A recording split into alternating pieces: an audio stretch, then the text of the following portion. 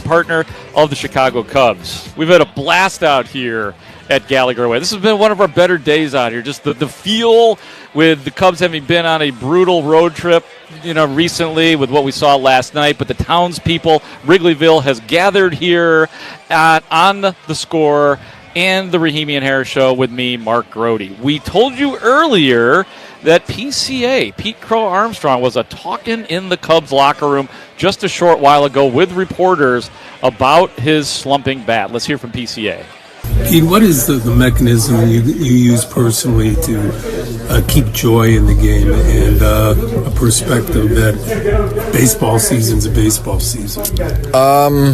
I don't really have the best method to that yet, but I talked to Counts. I just sat in his office and kind of talked about a couple things, but leaning on my teammates really. I think everybody wants me to extend myself in that way, because everybody's gone through the same sort of stuff, baseball wise especially. But there's so many similarities you can find within everyone's journey. So leaning on guys that I trust in here, and that's just about everybody. So, but yeah, utilizing my teammates and veterans around me. Not everybody is wound the same way. So one thing for 26 people doesn't always work, right? I mean, is that what people have to allow, the fact that there's still individuals within the group? Yeah, and I think that's a general understanding that we have in this clubhouse is that everybody's got their own sort of thing that works, and what works for Kyle may not work for me, and that goes for a lot of other comparisons in here. But that's kind of the best part about it too, is you got 26 different perspectives to kind of take from. So it's the same way if I was talking to Paul in Atlanta about his own experiences, I would still be able to use that, even though he plays a different position and has had a lot of different success than I have at this point. That is exactly why I would go searching for little things from him, JT. So many people I think I've come across have been really cool and have so much to offer. So just diving into that fully. Mentally, can you describe what it's like when you go through your own individual stuff, but then you want to be there for the team when they're not producing as much? Like how you make sure the pressure doesn't mount and you make things bigger than they maybe ordinarily would be. I think there becomes the self-inflicted pressure when you feel like you're not playing your part and contributing. But, at the end of the day, I think that's a bit of a more selfish approach. As Counts has been able to remind me, JT, whoever I've talked to, it's always just about, what else I have to offer. And again, that's the hard part about this game. You may not be getting the action in center field, feeling like you contribute. You may not be making the right decisions on the base paths, like I have kind of showed recently. So when stuff starts to kind of pile up like that, it sucks. But it's also baseball, and I still have however many freaking weeks left of this season, and it's still a lot of time to begin to produce again. But it's just wanting to go up there every day and treating every day like you got another chance to do something new. That's Pete Crow Armstrong, and fittingly, that was with our Bruce Levine inside the Cubs clubhouse.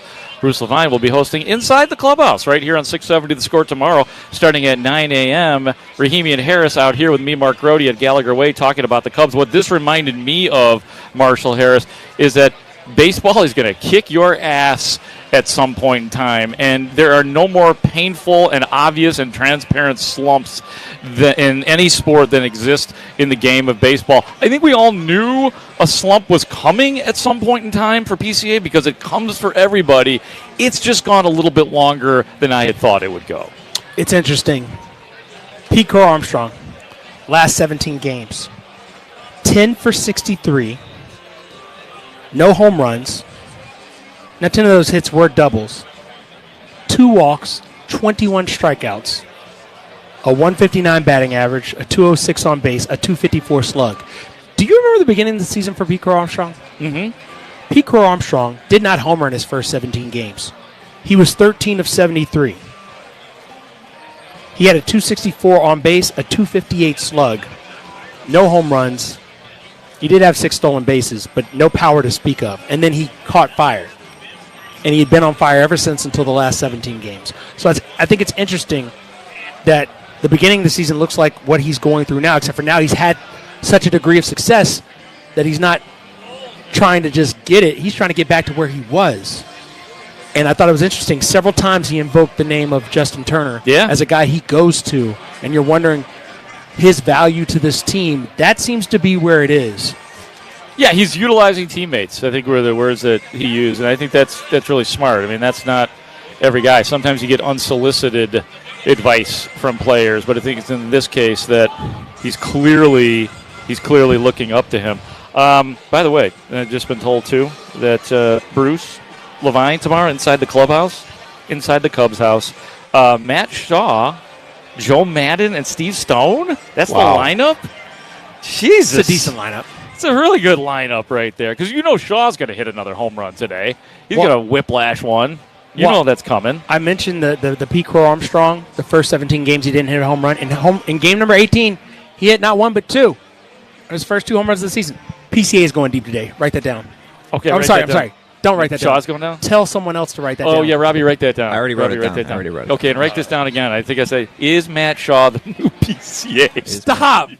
We have to stop with is Matt Shaw the new PCA. No, Matt Shaw is Matt Shaw. Sorry. When will And PCA that's good become enough. the new PCA? I thought Owen Casey was going to be the new PCA because of the redhead thing, and it was Mario and Wario. That was my whole thing yesterday. Owen Casey's supposed to be the new Ian Happ. Come on, man. But they're redheads. But you really mean he's supposed to replace Ian Happ in left field. Who was the last great redhead for the Chicago Cubs? I could think of Boog Shambi. Boog. Oh, that's pretty good. Yeah, I'm gonna Boog's go, pretty good. I'm going to go Zach Matt Zaidman. Martin. I'm going to go Zach Zach Zaidman. Zaidman, of course. Zach Zaidman is The gingerhead genius. That's right. Give me a Matt Merton. Who else am I missing? Oh, yeah, Justin Did you Turner. just call him Matt Merton? Yeah, Mervis. Mervis? No. There's There was a red-headed Matt Merton. Merton. You guys don't remember Matt I don't Merton? remember Merton. Oh, man. Matt Merton. Unfortunately, I remember Mervis. It was Merton. That was in the Lou Piniella era.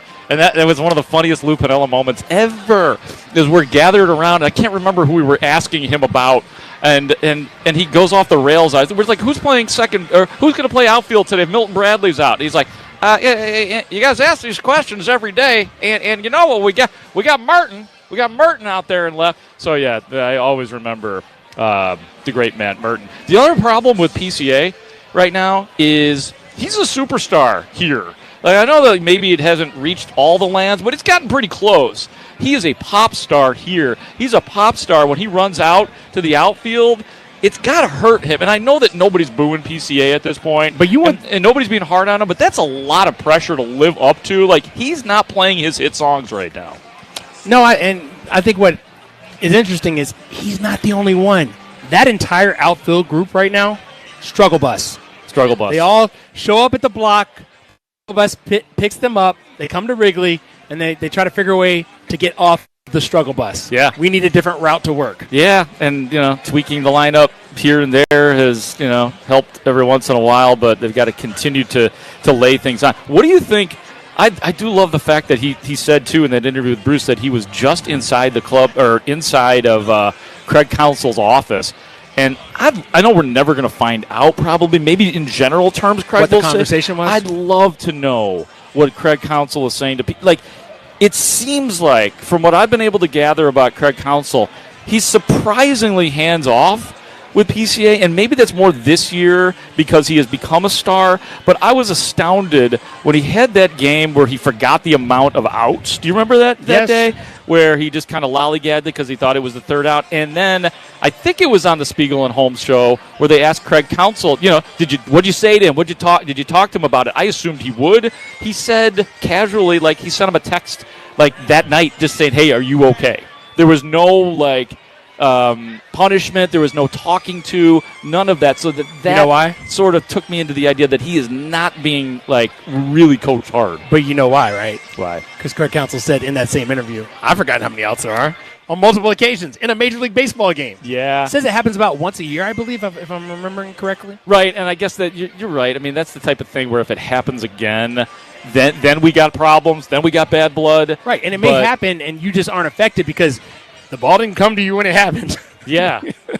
yeah, exactly. Well, in the same year, it's not just the struggles at the plate and forgetting the outs. We've had the weird issues with the third base and sending him when they shouldn't have been sent.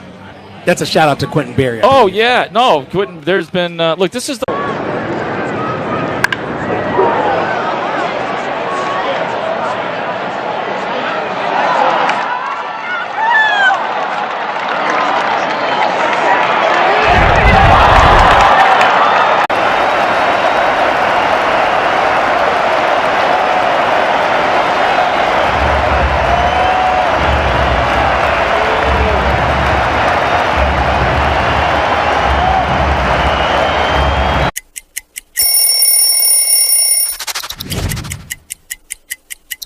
Getting traded to Boston from Chicago. You see here the traditional jersey. I love a road jersey because it says where you're from, and this is simple, clean, and cool. And then you see this patch right here. This is from the 2013 postseason run, which was unlike anything I had ever been a part of, to punch through and hoist that trophy. Boston strong forever, baby.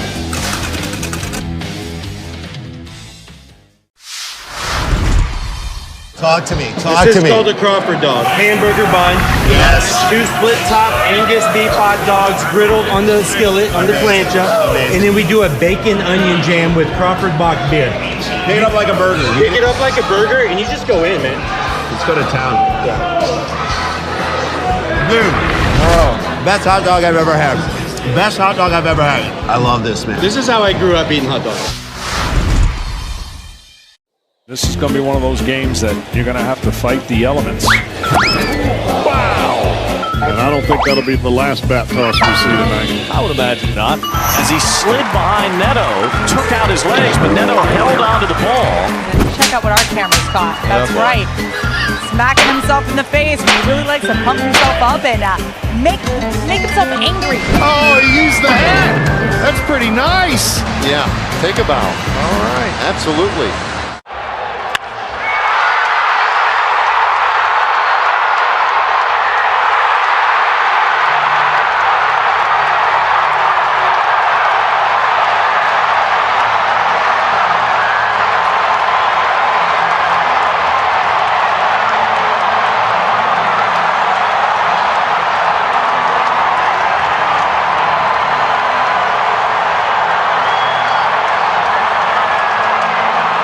I am Mark Grody. Cubs baseball is next on The Score. Cubs fans, check out the Compound Podcast with Chicago Cubs outfielder Ian Happ. Listen as Ian takes you behind the scenes as he and his guests share what it's like to live the baseball life on Rhino. Everything that they did, his former teammates coming out, Dunston, Sutt, and putting second base in, that was a really emotional moment. Behind the scenes talk with Chicago Cub Ian Happ, only from the Compound Podcast. Listen on the Odyssey and iHeartRadio apps or wherever you get your podcasts. This segment is sponsored by Chicagoland Roofing Council. Hey, Chicago, if your commercial business needs a new roof or has persistent leaks, call a Chicagoland Roofing Council roofing and waterproofing contractor whose service technicians all complete a 5-year apprenticeship training program. Learn more about keeping your business dry at chicagoroofing.org.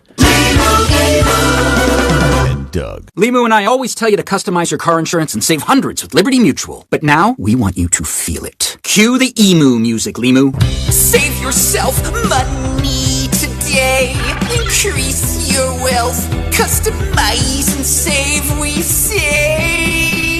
That may have been too much feeling. Only pay for what you need at LibertyMutual.com. Liberty, liberty, liberty, liberty. Savings vary. Underwritten by Liberty Mutual Insurance Company and affiliates. Excludes Massachusetts. Save big money on your next project now at Menards. Don't let an outdated garage door define your home. Revamp your home's appearance with a new ideal garage door. Choose from our large in-stock selection or design your own using our free Garage Door Designer.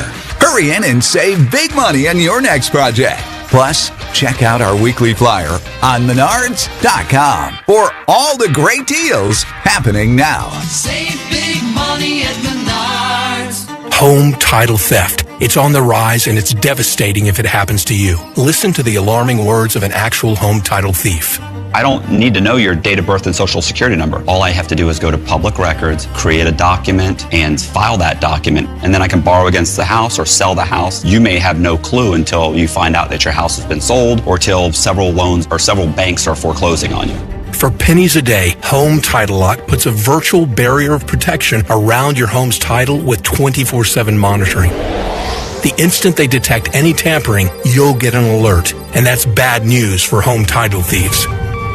So when's the last time you checked on the title to your home? Find out if you're already a victim with your free title scan and complete title report. $100 value free with sign up. Just go to HomeTitleLock.com and sign up in minutes. That's HomeTitleLock.com. HomeTitleLock.com. In baseball, changing the game begins with rethinking it, like the way we keep fans' heads in the game, with walk-up songs, on-field audio access, and more. The same innovative thinking that changes the game could change your portfolio. Invesco QQQ gives you access to the innovators who are rethinking the world. Invesco QQQ, the proud ETF partner of the Chicago Cubs. Let's rethink possibility. There are risks when investing in ETFs, including possible loss of money. ETFs risks are similar to those of stocks. Investments in the tech sector are subject to greater risk and more volatility than more diversified investments. Consider the fund's objectives, risk, charges, and expenses before investing. Visit Invesco.com for prospectus with this information. Read it carefully before investing. Invesco is not affiliated with the Chicago Cubs. Invesco Distributors, Inc. Sliding into second, smart play. Sliding through a red light, not so much. With Atturo tires, get the grip and stopping power you need when it matters most. Stay in control, stay safe. Studies show that new tires can reduce stopping distance on wet roads by nearly 90 feet. Ditch the stress and drive with confidence. Atturo Tires has you covered. Visit Atturo.com to find your nearest authorized dealer. My name is Kaylin, and I was just 15 months old when my dad, Officer Cedric Brumley, was critically injured responding to a call. He's been in a wheelchair ever since, but he's always been the strongest person I know. That strength shaped me, and so did the support from the Chicago Police Memorial Foundation. They gave me more than a scholarship. Thanks to the Chicago Police Memorial Foundation, I've been able to pursue my dream. I'm living proof of what that support can do. From Georgetown University to Tufts and now med school at Rush, the Chicago Police Memorial Foundation has provided over $4.2 million in education support to families like mine, and they're helping even more this year with $500,000 in new assistance. Help them continue this promise to Chicago's fallen and catastrophically injured officers at cpdmemorial.org. Again, that's cpdmemorial.org. Make your impact and donate now.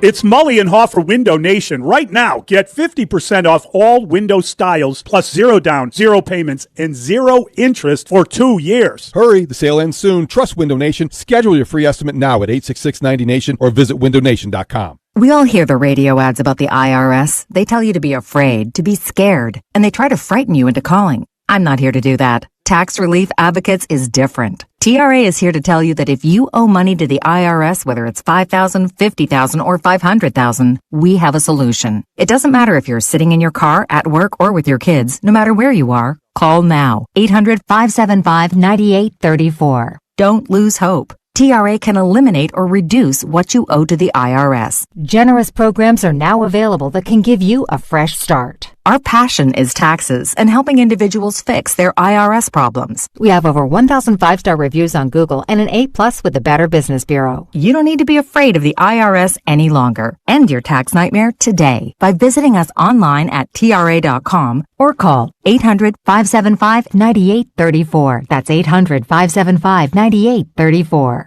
Tax Relief Advocates. Real solutions for real people.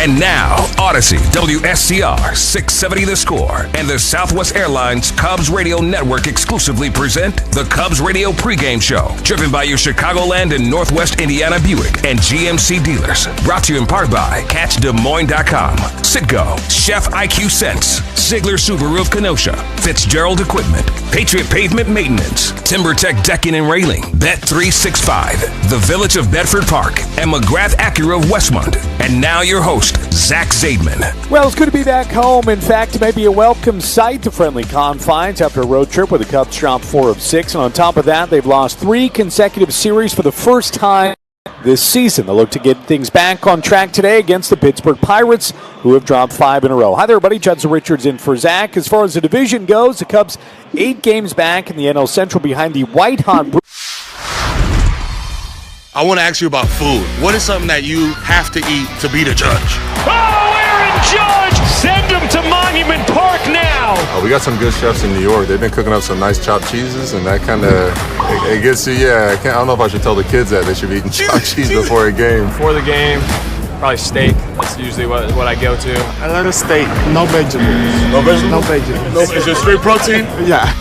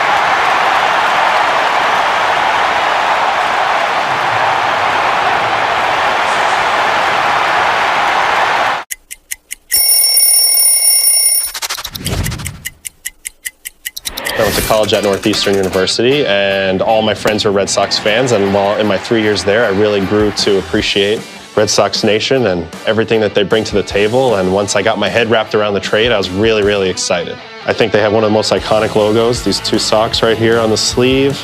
I love keeping it simple, really fond of the font, and I think it's a really cool look. You know, we like to stay on topic here, but Squirrel! What? Where? Squirrel. Where? Oh, no. How about that? That went right up into the batter's eye, into the camera position. How about that? Whoa, that one will fall into the White Sox dugout. Well, it looks like he's still aggravated about being traded away. She's so excited she just threw it back. That was off the ledge, too. We can't get that down. How do you get out, though? That's the problem. There's no exit. Pittsburgh, they are missing, O'Neill, but O'Neill Cruz, so we'll see what happens. But, they're going to be aggressive at home plate. Now it's time for the Bet365 bet of the game. Whatever the moment, it's never ordinary at Bet365. Download the app today. Jets and the Cubs, for a $10 bet, you win $1.52 over and above your $10 bet. They're minus 1.5 in this game. The bet is 205, and the over-under today is 8.5. I do think the home run ball, though, will come into play today. So the right-handed hitters have done better against this guy today. So wind blowing out to left. Good stuff, Coom. Look forward to your call alongside Zach. About 80 degrees, as you mentioned, wind blowing from right to left field, possibly a good day to hit. Up next, we'll hear from our insider, Bruce Levine, with the inside pitch. That's next on The Score on the Southwest Airlines Cubs Radio Network.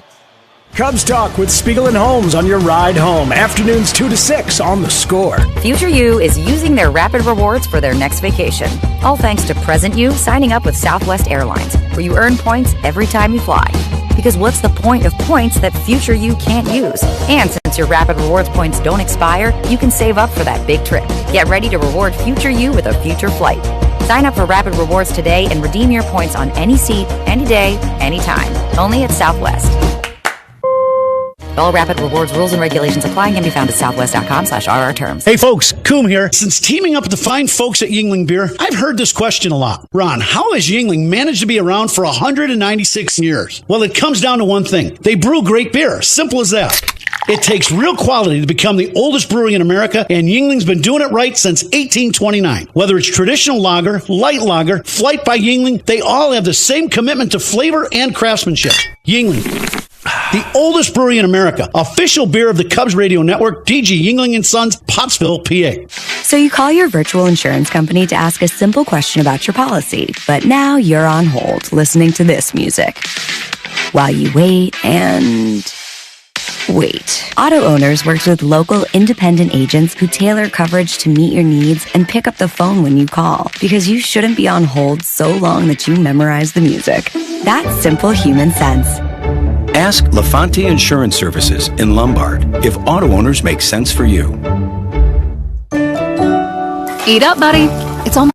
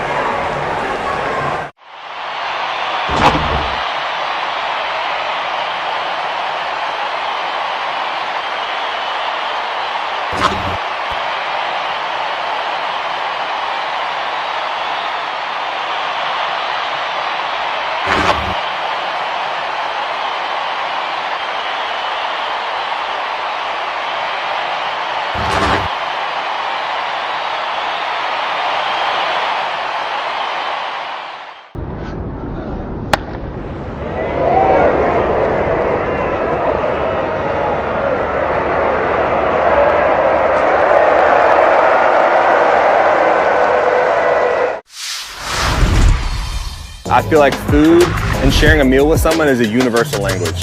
You can't go to a ballpark and not have a nice hot dog. So if I'm at the ballpark, I'm gonna get a nice heavy glizzy. You gotta have chili on there, you gotta have cheese. If your hot dog isn't bending in the middle because it's like about to fall apart, then you're not doing it right. So you gotta have a glizzy and then something cold, whatever it is, beer, lemonade. You gotta have something cold to wash that hot dog down with.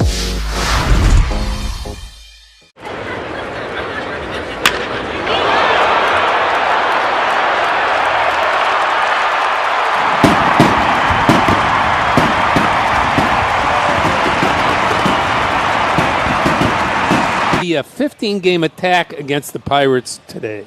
Bruce, thank you. PCA in center field hitting 5th this afternoon for Craig Counsel. The Cubs take on the Brewers in a 5-game series starting this Monday. Tickets are still available for every game, including Monday's split day-night doubleheader. Be here for it. Get your tickets at Cubs.com/tickets. We'll take a look at who's hot and who is cold. Coming up next, you're listening to Score on the Southwest Airlines Cubs Radio Network. Chicago Cubs memories are made right here with Pat, Ron, and Zach on the Cubs Radio Network. Step up to the plate like a pro with the world's largest sports book at your fingertips. Circa Sports Illinois. It's sports betting the way it should be, with high app limits, low holds, exceptional customer service, and more. Whether you're betting with the home team or scouting the next big matchup, take your swing with the Circa Sports app. Start betting like a pro from anywhere, anytime in Illinois. Download your new bookie today at circasports.com. That's circasports.com. Cubs fans, check out the Compound Podcast with Chicago Cubs outfielder Ian Happ. Listen as Ian takes you behind the scenes as he and his guests share what it's like to live the baseball life on Rhino. Everything that they did, his former teammates coming out, Dunston, Sutt, and putting second base in, that was a really emotional moment. Behind the scenes talk with Chicago Cub Ian Happ, only from the Compound Podcast. Listen on the Odyssey and iHeartRadio apps or wherever you get your podcasts. This segment is brought to you by Joel Gott Wines, official wine partner of the Chicago Cubs. And we're talking with the man himself, Joel Gott. Joel, we're celebrating 8:15 Day at Wrigley Field. And at the center of it all, your 8:15 cab. Tell us about why we should consider wine at the ballpark. Yeah, well, I mean, I love the Cubs. I love all sports. So in the wine world, right, one of the problems that we created is we made wine too darn fancy. A glass of Sauvignon Blanc and a slice of pizza, it's really good because you got the acid in the tomatoes, you got the, the creaminess and the protein in your cheese, you got the crust, you had a dog, you got a huge chunk of like savory protein, and then, like having something like Cabernet is unbelievable with it because they balance each other. I think one of the great things about going to a ballpark, right, in all sports is like eat your way around the stadium, try all the wines, try all the different vendors. It's fun, man. It's such a great thing to be involved in. Joel, thanks again for joining us, and a big thanks to Joel Got Wines. You can find Joel Got Wines in the wine aisle at your local retailer. The clearance event is going on now at American Sale. Save up to 70% on pools, patio sets, and more. The clearance event, only at American Sale. Bring the fun home. All Cubs triples and saves are sponsored by Great Lakes Credit Union. Chicago's Credit Union. Join GLCU's mission of banking for a greater good at glcu.org. This is the Cubs Radio pregame show driven by your Chicagoland and Northwest Indiana Buick and GMC dealers. I'm Judson Richards. Today at Wrigley Field, Cubs at 68-52, hosting the Pirates, who are 51-71 on the year. Time now to check on who's hot and cold, sponsored by Plumbers 911. Plumbing emergency, call the professionals, available 24/7 at 1-833-PLUM-911. Who is hot? Third baseman Matt Shaw continues to be hot coming out of the All-Star break. Shaw hitting .324, 8 home runs, and a .779 slugging percentage. Who is cold? Kyle Tucker hitting just .189 with 1 home run in his last 22 games. They are both in the lineup, by the way, today. Time now for the injury report, sponsored by Illinois Bone and Joint Institute. Visit ibji.com for locations and services. There are no injuries to report at this time. Coming up, it's our Cubs conversation with Owen Casey. You're listening to The Score on the Southwest Airlines Cubs Radio Network. Listen for great Cubs guests all season long on The Score, official radio home of the Cubs. Welcome to Old National Bank. Hi, I was wondering what you could do for my small business. Tons. Have time to talk? Not much. We're in a 30-second radio ad. Oh, I'll get straight to the point then. Our solutions are customized for small businesses. Our services make financial management simple, and our pricing is always transparent. Outstanding. Wow. Yeah. So, ever been in an ad before? Nope. How do I look? Good. But we're on the radio, remember? Right. Hi, Mom.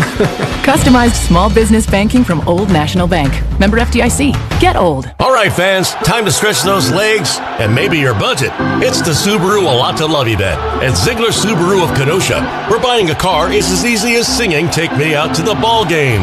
No stress, no fastballs high and inside. Just friendly folks, fair prices, and a lineup full of all-star Subarus. Take the short...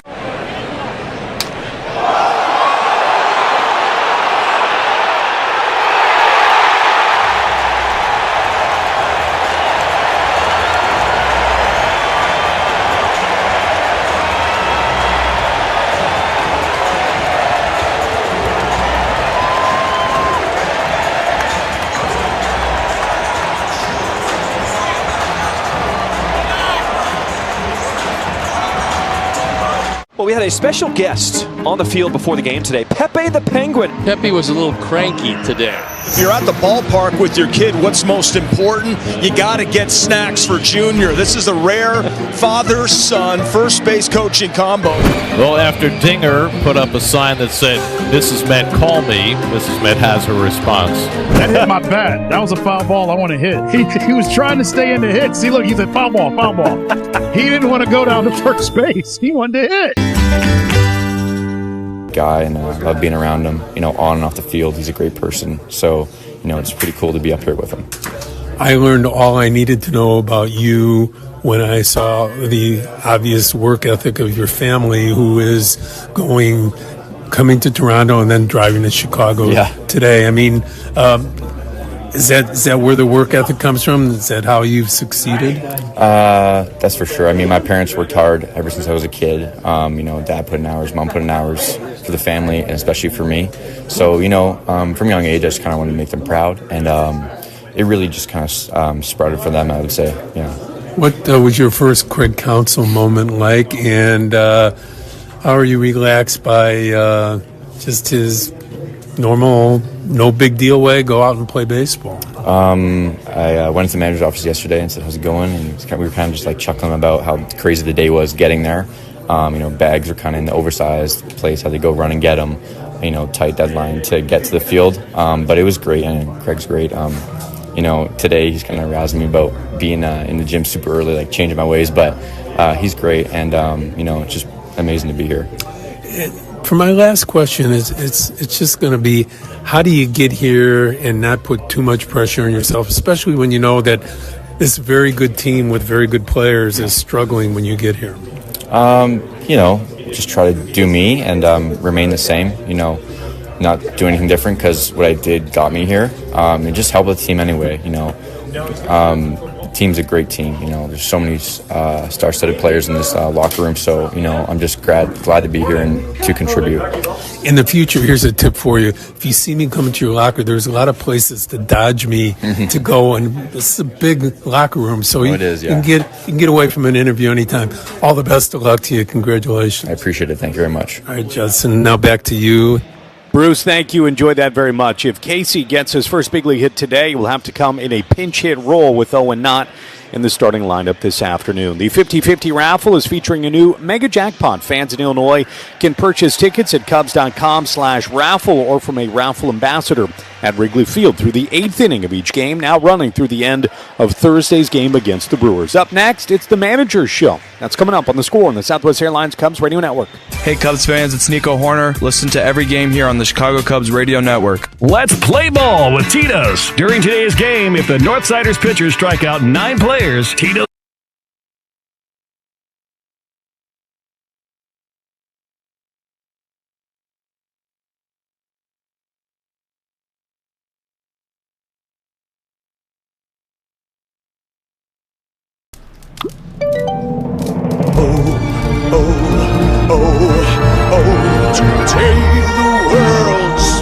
Celebra tú también con Betcris.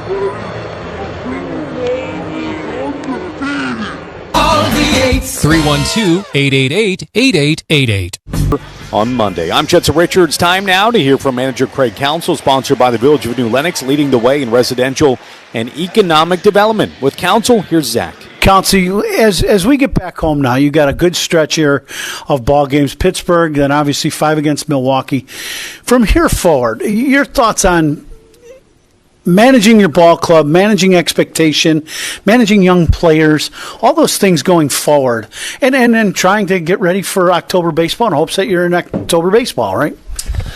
Yeah, I think you just look forward is kind of the right way to say it, because the opportunity in front of us is incredible, right. And that's how you see it. You kind of have to, I always think about this in sports and competition. If you want to be a competitor, you got to live with the bad stuff too, and you kind of got to enjoy the struggles sometimes, because that's what makes the good stuff good, and that's what makes the constant striving for excellence worth it. Is learning how to be better at it and getting better at it, and sometimes getting kicked in the face. And we nothing bad has happened. We've had baseball kind of not go our way the last couple weeks. That's led us to like a 5-7 record. Like, that's not really that bad either. And so, you know, I don't want to like play the mediocrity game here, because we can be a better baseball team for sure. But you also have to, you know, you can't jump off the ship when one little thing goes wrong, man. And you got to believe in some things that we've built here are really solid. That we have players that are very good players. That we have a pitching staff that continues to really do a nice job. That we're getting healthier. That we're turning into a spot where we're really at a really healthy point for the team. So, you know, there's a lot of good things to look at, and I think moving forward, that's how you see it. Mike Tyson always said, every boxer against me has a great plan to beat me until they get punched in the nose. What you're saying is kind of that thing, right? You're playing all these games, you're going to get punched in the nose. Yeah. You get punched in the nose, now it's what you do from here, and that's your way of enjoying some of the good, too, and you've been able to enjoy it as a player and as a manager. And now it's time to enjoy the good part. I mean, you know, you've gone through that. I think always getting back up from getting punched is the fun part. Right. It really is. I mean, that's the best part about sports, man. Like, and if you really do compete a lot, you understand that's the best part about sports is I got up again and I did it, and that's what it's about, man. And that's what gives you the confidence to kind of go through these times. And I don't want to say enjoy them, but like, you know, you understand them, because like the getting back up part, when people start doubting you, that's fun. Yeah. So you got Pittsburgh in town for 3 here this weekend. Your thoughts on playing the Pirates and for your group this weekend? Yeah, I mean, this is a team kind of that's, you know, we're missing Paul Skeens, I think. Yeah. Well, we may miss Paul Skeens, and then that's obviously a big deal. They have a young pitcher on the mound today who's got a very good arm and is a very talented player, and he's not quite stretched out to full starting pitcher mode, but you know, he's a good arm. They're missing O'Neal Cruz, who was placed on the concussion list a couple of days ago, probably their most dangerous hitter. But that surrounds around Brian Reynolds as kind of their veteran hitter in the middle of the lineup. They have, kind of scored more runs of late. Early in the season, they were struggling scoring runs. They're doing a little better job of that. So that's the Pirates. I think it's a team where we got to do our thing and be us, and that should spell good things. Well, good luck here this weekend against Pittsburgh. Thanks, Coom. That's the Manager's Show. Craig Counsel, back to you. Coom, thank you. Just over 80 degrees with the wind blowing out to left field this afternoon. It's a good day to get right. We'll check the baseball scoreboard coming up next. This is the Score on the Southwest Airlines Cubs Radio Network. Hey, Chicago, this is Kyle Tucker. Pat and Ron call every game here on the Chicago Cubs Radio Network. The Chef IQ Sense is a wireless cooking thermometer everyone should have. It eliminates undercooking or overcooking your chicken, fish, or meat to achieve perfection. Order one now at chefiq.com. That's chefiq.com.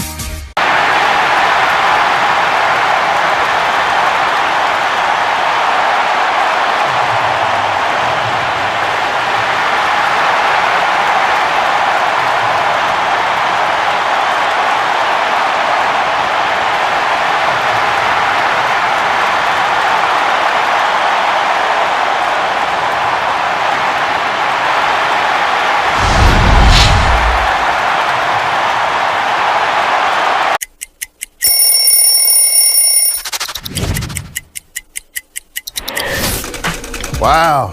Old school D-backs jersey. This is our alternate jersey that we wore on Saturdays. I was the first team to wear the new colors. They called it Sedona Red. Don't mess up that color. Every time I wore this jersey, I would wear the high socks, black jersey, black hat. I just thought it was a really smooth look, and this is one that I'll never forget.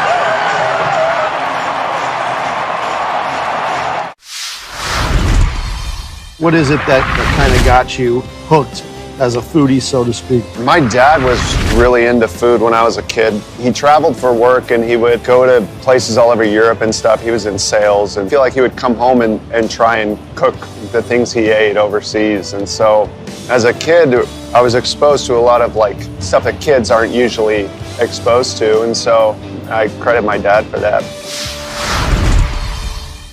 Subaru of Kenosha for the Pirates. It's right-hander Braxton Ashcraft with a 3-2 record, 3.19 ERA. For the Cubs, righty Colin Ray will toe the slab, who holds a 9-5 record of 4.09 ERA. Time now for the Around Baseball Scoreboard, sponsored by Great Clips. It's going to be great. No other games in action right now in the NL Central. The Reds will host the Brewers at 5:40. Cardinals will host the Yankees at 7:15. That will do it for us in the pregame. Coming up, it is Zach, it is Coom, it's the Cubs and the Pirates coming your way from Wrigley Field. You're listening to The Score on the Southwest Airlines Cubs Radio Network. Start your mornings with Cubs Talk. Mully and Haw, mornings 5:30 to 10 on The Score. School is back in session. Every child has the potential to grow. With your help, we can fuel their success. With Northern Illinois Food Bank, you can help serve over 7,500 nutritious kids' meals.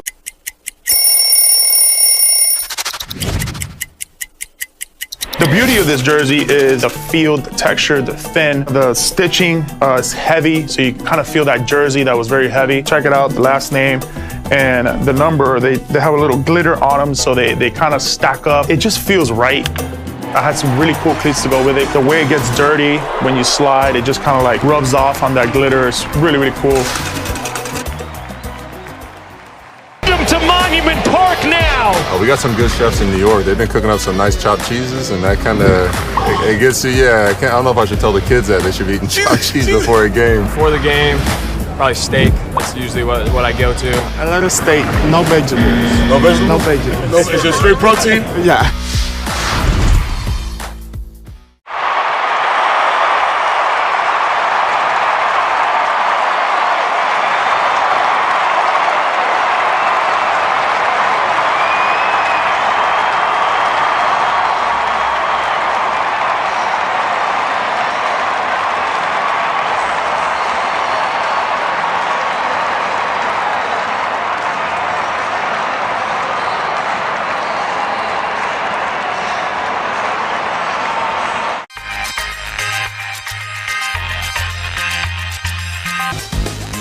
To see all this excitement around what I love to do growing up, it's crazy. What's your favorite thing about this whole event so far?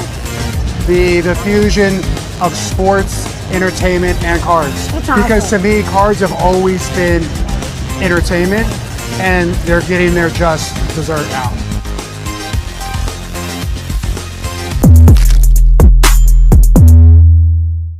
Braxton Ashcraft. Let's get right to the starting lineup, sponsored by Verizon, the most reliable 5G in Chicago. For Don Kelly's Pirates, a record of 51-71, last place in the National League Central.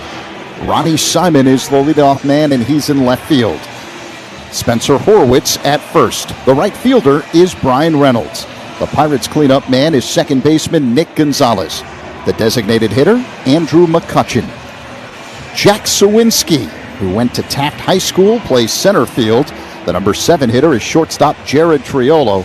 Henry Davis catching, and batting ninth, third baseman Isaiah Kiner-Falefa, with right-hander Braxton Ashcraft on the mound. Meantime, for Craig Counsel's Cubs, a record of 68-52, second place in the National League Central, 8 back of first place Milwaukee.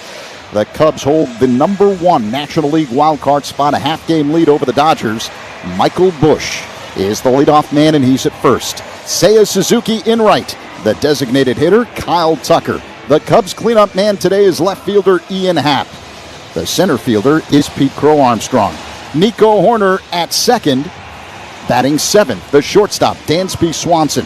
Third baseman, Matt Shaw bats 8th. And hitting 9th for the Cubs, catcher Reese McGuire, with right-hander Colin Ray on the mound. First pitch next. Cubs, Pirates on The Score and the Southwest Airlines Cubs Radio Network. Take the Cubs with you in the Chicagoland area on the free Odyssey app. We are the Southwest Airlines Cubs Radio Network. News just in. Bet3 today. And see why it's never ordinary at Bet365. Gambling problem? Call 1-800-GAMBLER. 21 plus only. Must be physically located in Illinois. Jesus apply in Napa. Toyota's national sales event is on. Visit your local Toyota dealer and discover which Toyota is right for you. Hurry in now before it all ends. Toyota, let's go places.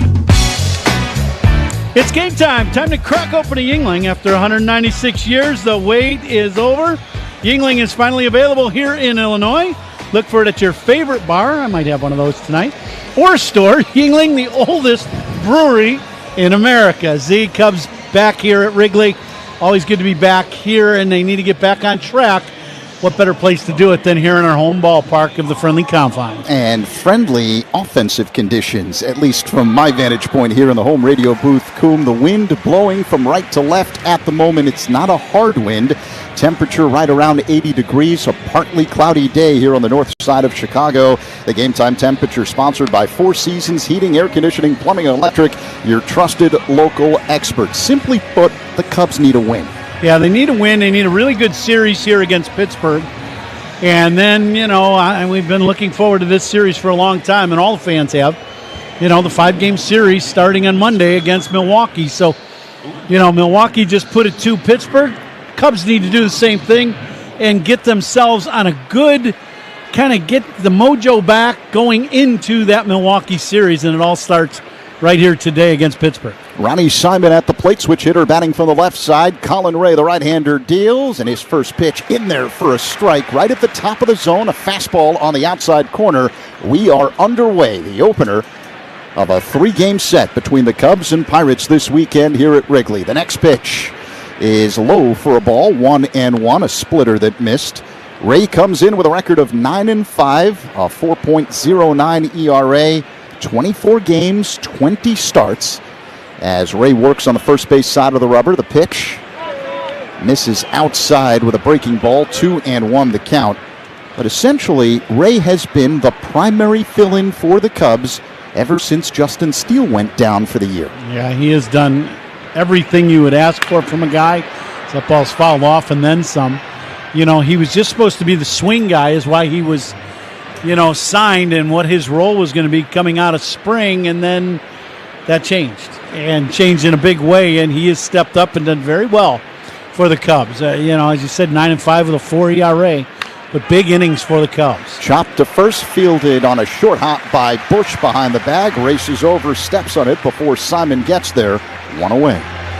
Good start for Colin, and his deal is all about the fastball, and he pitches off that. If he has good command of that heater on either side of the plate and up, he throws that, I always call it like a dart fastball, like he just darts that ball on the corners.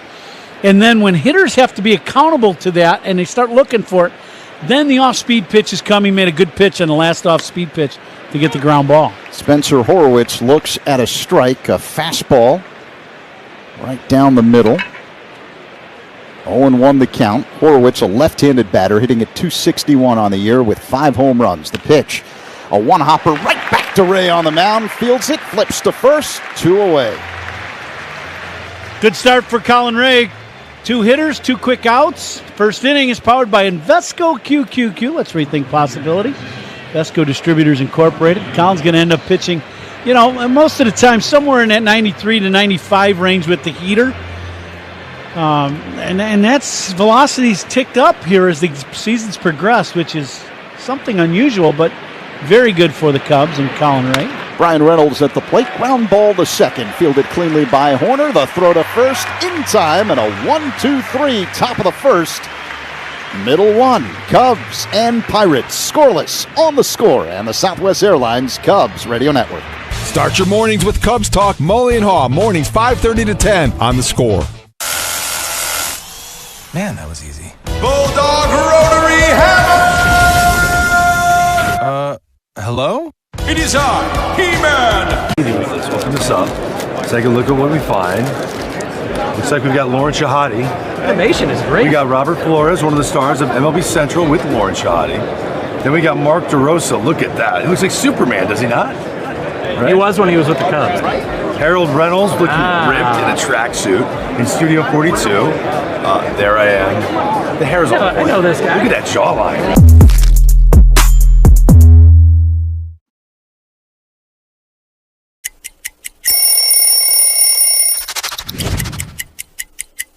The beauty of this jersey is the feel, the texture, the thin, the stitching is heavy, so you kind of feel that jersey that was very heavy. Check it out, the last name and the number, they have a little glitter on them, so they kind of stack up. It just feels right.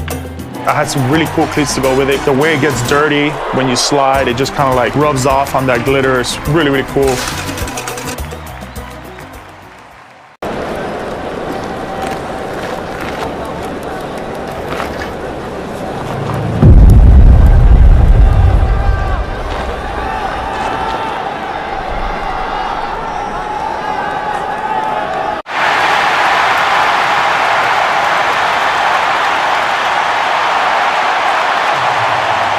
More rich, durable, and effortlessly beautiful. Find yours at your locally owned retailer. Visit BenjaminMoore.com today. The Cubs leadoff man is presented by Binny's Beverage Depot. If Michael Busch gets a hit, Binny's Beverage Depot will donate $100 to the Greater Chicago Food Depository. If you can't find it at Binny's, it's probably not worth drinking.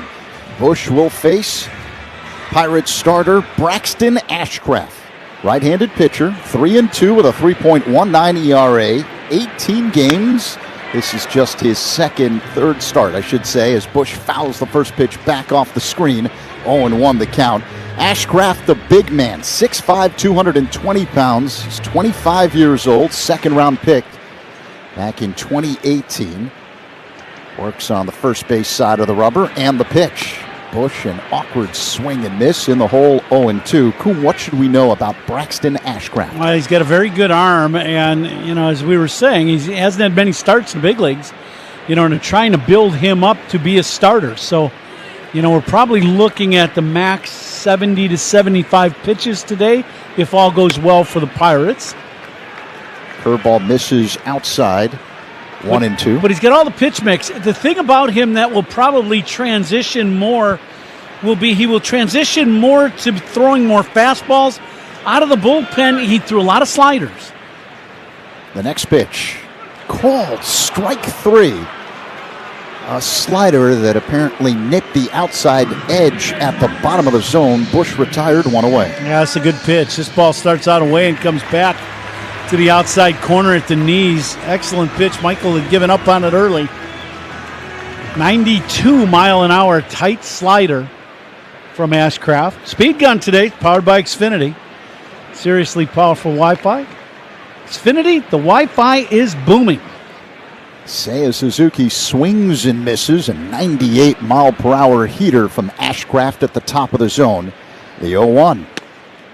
Called strike on the inside corner. Another fastball clocked at 98 mph. 0-2 the count. Now, when you look at his numbers, just general numbers and scouting report, he averages at 94. That 98 didn't look like a 94 to me. No. That was gas. And that last slider he threw at 92 to strike out Michael Busch, that's big league slider right there. That's as good as it gets. Ashcraft misses down low and outside with a slider. 1-2 on Suzuki. Now the pitch. Swing and a miss, strike 3. Got him with a curveball. 2 away as Suzuki is retired.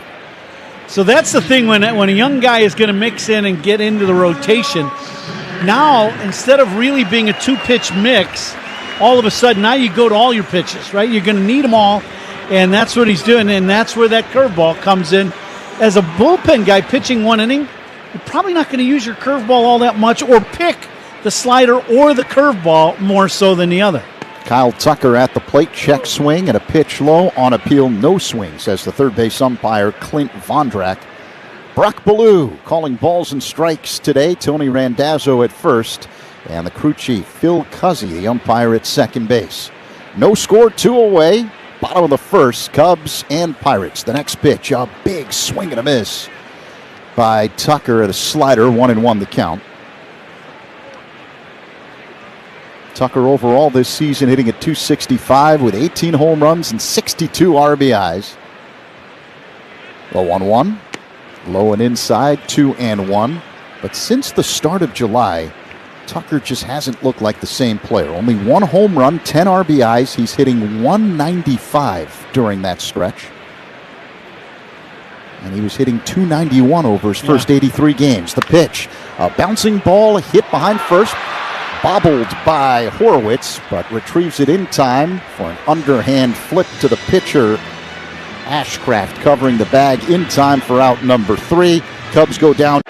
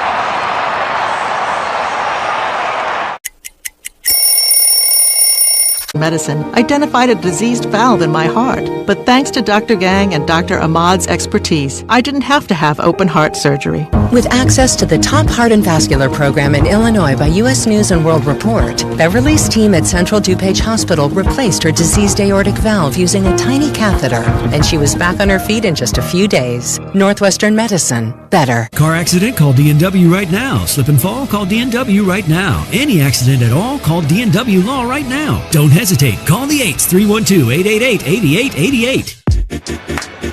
We are scoreless in the second inning here at Wrigley Field. Our second inning brought to you by Sea Glass Wines, official partner of the Cubs, bringing the California coast to you wherever you are. Here's Zach and Coop.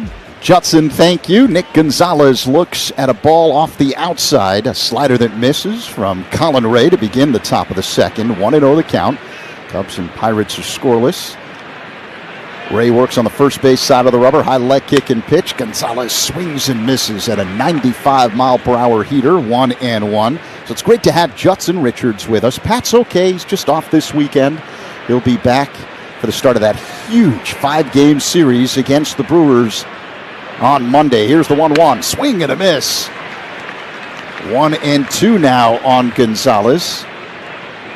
That was a sinking fastball boring in at Gonzalez, and he still swung. 1-2.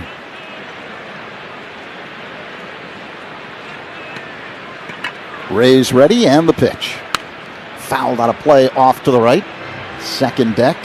Count remains 1-2. Our engineer, and it is so great to be back with the maestro, Paul Zarang, helping us blast with the speakers of your radio as well as all of your smart devices. Paul's the man responsible for helping the sounds of Wrigley Field come to life through your speakers. Time called, and we have a pitch clock violation on Colin Ray. So that's an automatic ball. 2-2 the count now on Gonzalez. Boom, it's going to be one of those days. Settle down. Here's the 2-2. Just misses outside, full count. I just don't get it. I really don't. The game's moving along just fine, okay. Here's the payoff pitch. Gonzalez hits a one-hopper to short. Fielded on a high hop by Swanson. His throw to first in time. Gonzalez retired. 1 away. And did you know that pitch clock violations are sponsored on Cubs Radio? Yeah, I do, yeah. Sponsored by Verizon. Yeah. So they don't happen often, but when they do happen, there you go. 1 down, top of the second. Cubs and Pirates are scoreless here at Wrigley Field, the opener of a 3-game set. The designated hitter Andrew McCutchen stands in, right-handed batter against the right-hander Ray. And the pitch. Low and outside, 1-0.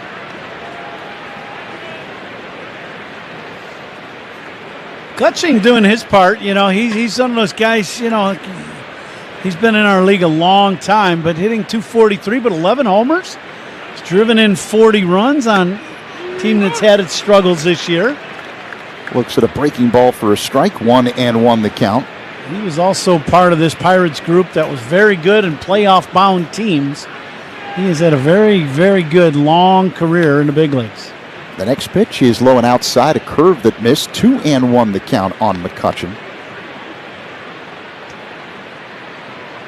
And he is a fan favorite in Pittsburgh to this day. They love him. Here's the 2-1. McCutchen swings, drives one in the air, deep down the right field line, angling over Suzuki. He has a play and makes the catch just short of the side track in the right field corner for out number 2. There are a lot of ballparks that would be, that would be trouble going down that line. And, Suzuki makes a nice play. The lines here at Wrigley, as we know, the longest in baseball, going into the 356 and 355, I believe it is, and 353 down right field, 355 in left. But big lines, long, deep corners, short in the gap here at Wrigley. Jack Sawinski at the plate. Looks at a ball outside from Colin Ray. The next pitch is a check swing and a miss. 1-1, a splitter right along the outside edge. 1-1. Sawinski from Taft High School. Grew up in Norwood Park. He was a White Sox fan, though. The pitch. High fly ball hit to deep right center field. Suzuki ranges over and makes a running backhanded catch right along the edge of the track to the left of the 368 marker. Out number 3. Nice play by Seiya. Middle 2. Cubs and Pirates scoreless on the Score on the Southwest Airlines Cubs Radio Network.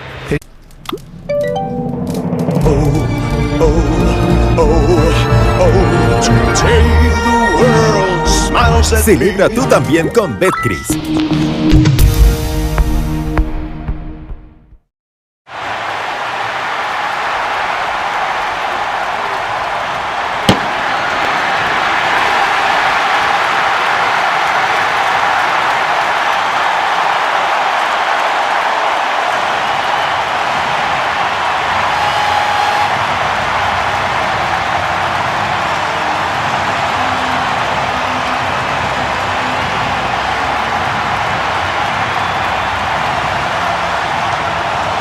Specials will receive a special edition Wrigley Field football jersey. Be here for it. Here's Zach. Thank you very much, Judson. A swing and a miss at a 98-mile-per-hour heater by Ian Happ to begin the bottom of the second inning. Cubs and Pirates are scoreless. Braxton Ashcraft's next pitch is up high for a ball. 1-1 the count. Let's get you caught up to date on the defensive alignment, sponsored by Fitzgerald Equipment. Material handling handled. Learn more at fitzgeraldequipment.com. Happ swings and fouls it out of play off to the left second deck. 1-2 the count. Spencer Horwitz at first for the Pirates. Nick Gonzalez at second. The shortstop, Jared Triolo. And wide of third is Isaiah Kiner-Falefa. Ashcraft deals. Happ swings, pops it up left side. Shallow left field now. It's the third baseman, Kiner-Falefa, who makes an over-the-head catch. Angling toward the foul line for out number 1 as Happ is retired. In the outfield from left to right for the Pirates, Ronnie Simon, Jack Sawinski, and Brian Reynolds. The catcher is Henry Davis. Pretty nice play by Kiner-Falefa. That's really probably not his ball. That's a much easier play for the left fielder or the shortstop, but he went out and got it. Pete a nice Armstrong play. chops one foul off to the right. Coombs, sorry. Wind blowing towards the left field foul pole today here at Wrigley, so it's going to be a good day to hit if you hit the ball from the 400-foot mark to the left field foul pole. So Armstrong looks at a strike from Ashcraft. Slider, belt high, 0-2. PCA has been mired in a mega slump since the start of the month. And the 0-2. Up high, 1 ball and 2 strikes. Since the start of August, so 11 games, PCA 3 for 41. Got the day off yesterday in Toronto. See if it helps. The 1-2 is low. 2 balls and 2 strikes. I think what'll help him, and he talked about it, is he was talking with Counsel today. Counsel said something to us a little bit about it, but not really about what they're talking about. But for him to talk to the manager and get, some advice and just chat, just have a good baseball conversation. Line drive down the right field line. It drops in for a base hit. Crow Armstrong on his way to second. Here's the throw. It's cut off. 1-out double for Pete Crow Armstrong. That's a nice start coming off the day off. Well, and the thing that's better yet is it's a 2-strike hit for Pete as he stays on this backdoor breaking ball. As it's a good pitch. It's out and away and it's down. Probably gets a little more of the plate than I thought, but it's down and Pete stays on it. And I guarantee you that's a big relief for the young guy with that head first dive into second as we see a shot of him with a big smile. Here's Nico Horner. Ashcraft deals, and Horner looks at a ball low and outside. 1-0 the count. Sometimes you go up there, and we've all been through this, and you play long enough, you go through it, and sometimes you're like, am I ever going to hit a ball on the barrel in a game? And finally he got a breaking ball. He stayed on it, let it get to him, and shot that ball down the line. A ground ball takes an awkward bounce off the mound and ricochets to the right side. It is fielded by Gonzalez. His throw to first in time to get Horner 2 away, and moving to third on the play, Crow Armstrong. Not sure. I think that ball got a little bit of a piece of Ashcraft. I think it probably would go 1-4-3. Yep, it did. I thought so. A little misdirection there. So good at bat for Nico. Hitting the ball right back through the middle. No luck, though. And Cubs need I think we talked about this yesterday. They need a 2-out hit. That's been the key. Getting the big base hit with runners in scoring position. Swanson hitting .333 over his last 7. Dansby in the box. Here's the pitch.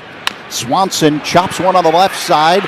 Fielded on a high hop by Connor Falefa. Rifles a throw to first in time to get a hustling Swanson for out number 3. And Crow Armstrong is stranded at third. After 2, Cubs and Pirates scoreless on the Score on the Southwest Airlines Cubs Radio Network. Cub fans, Craig Counsel.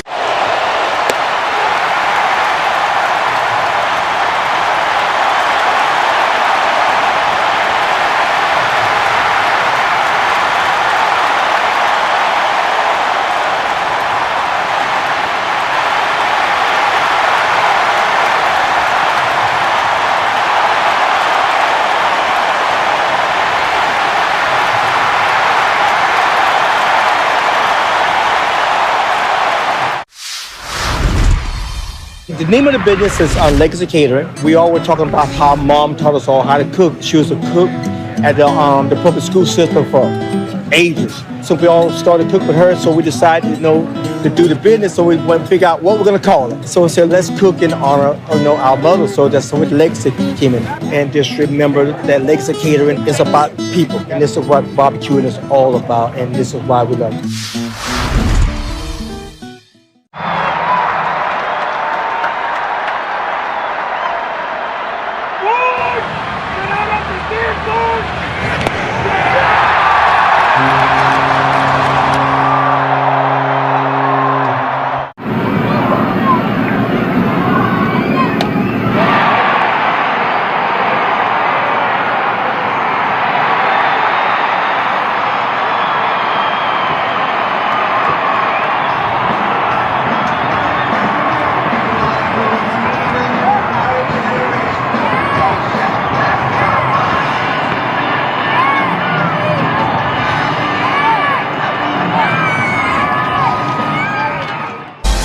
Cubs and the Pirates scoreless in the third inning. We had a 1:20 start time. It was 81 degrees to get things started. Our time and temp sponsored by Circa Sports Illinois. Bet like the pros and download the Circa Sports app today. Zach? Jared Triolo at the plate and looks at a ball low. A slider that misses from right-hander Colin Ray. Judson, thank you. Top of the third. No score. Cubs and Pirates. Game 1 of a 3-game set this weekend here at the friendly confines.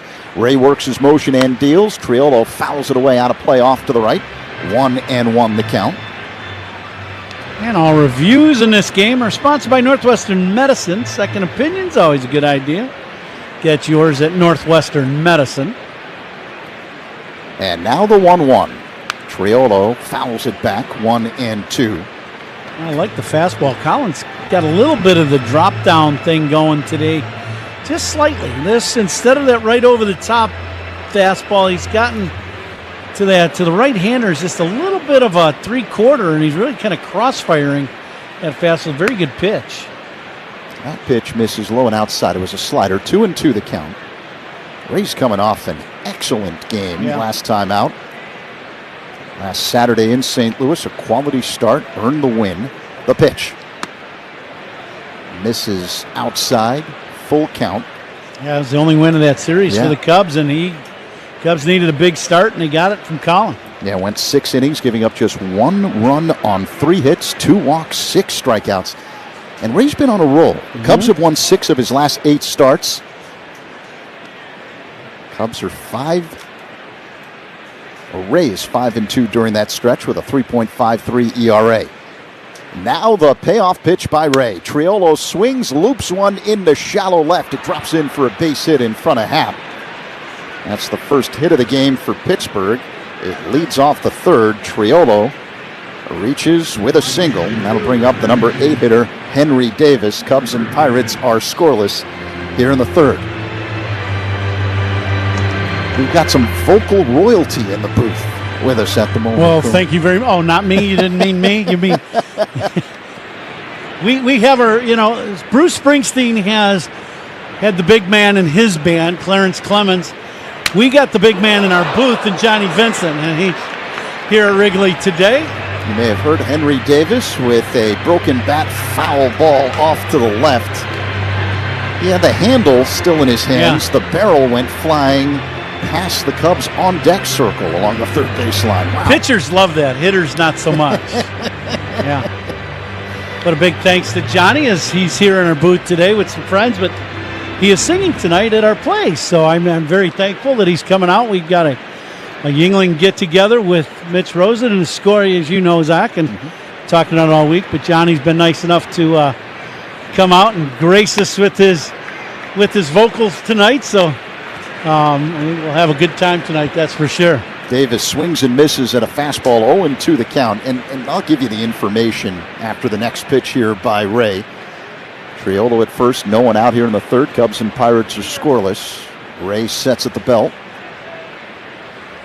Triolo dancing off the bag. The pitch swung on and missed. Strike 3 as Ray gets Davis with a blazing fastball along the outside edge.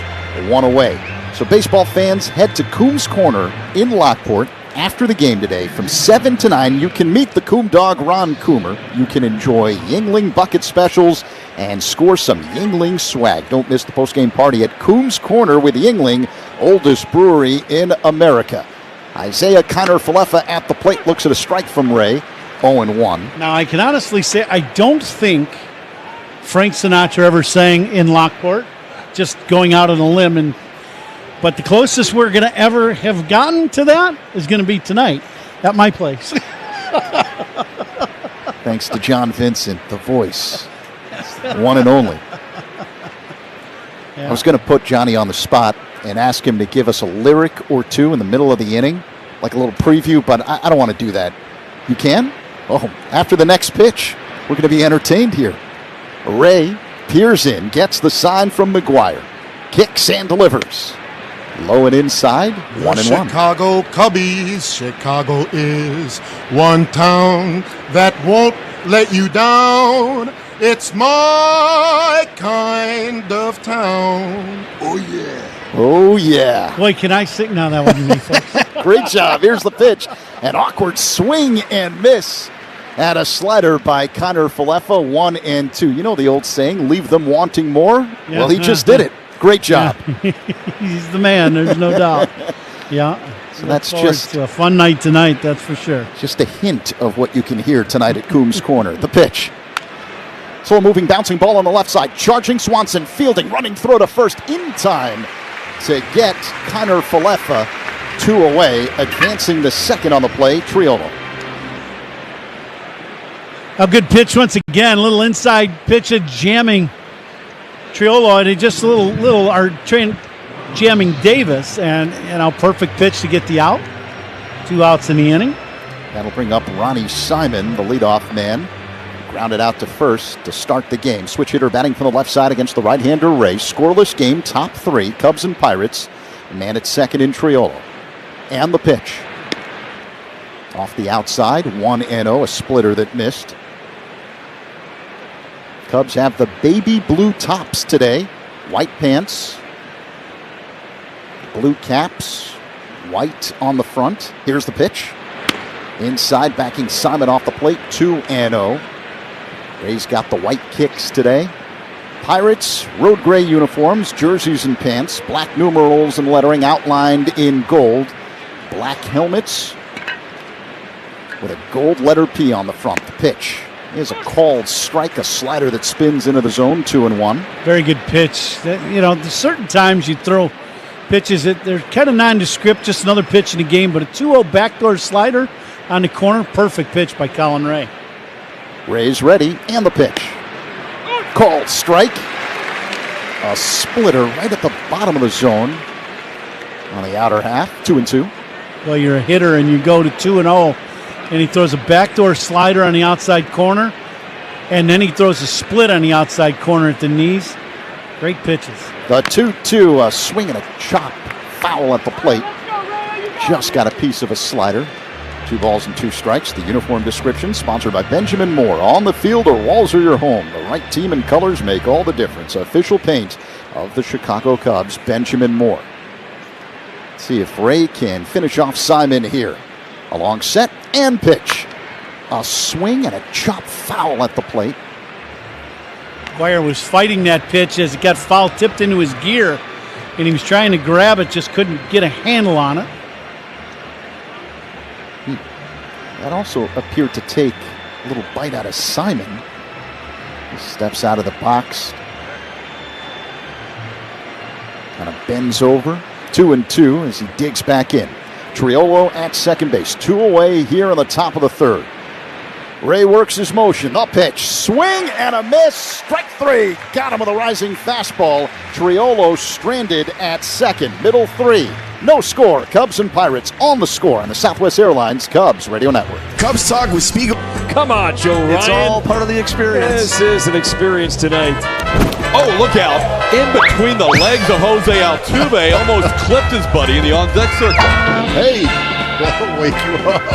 And Fortes is able to hang on to the foul tip. Fortes getting a little help from the love handle there.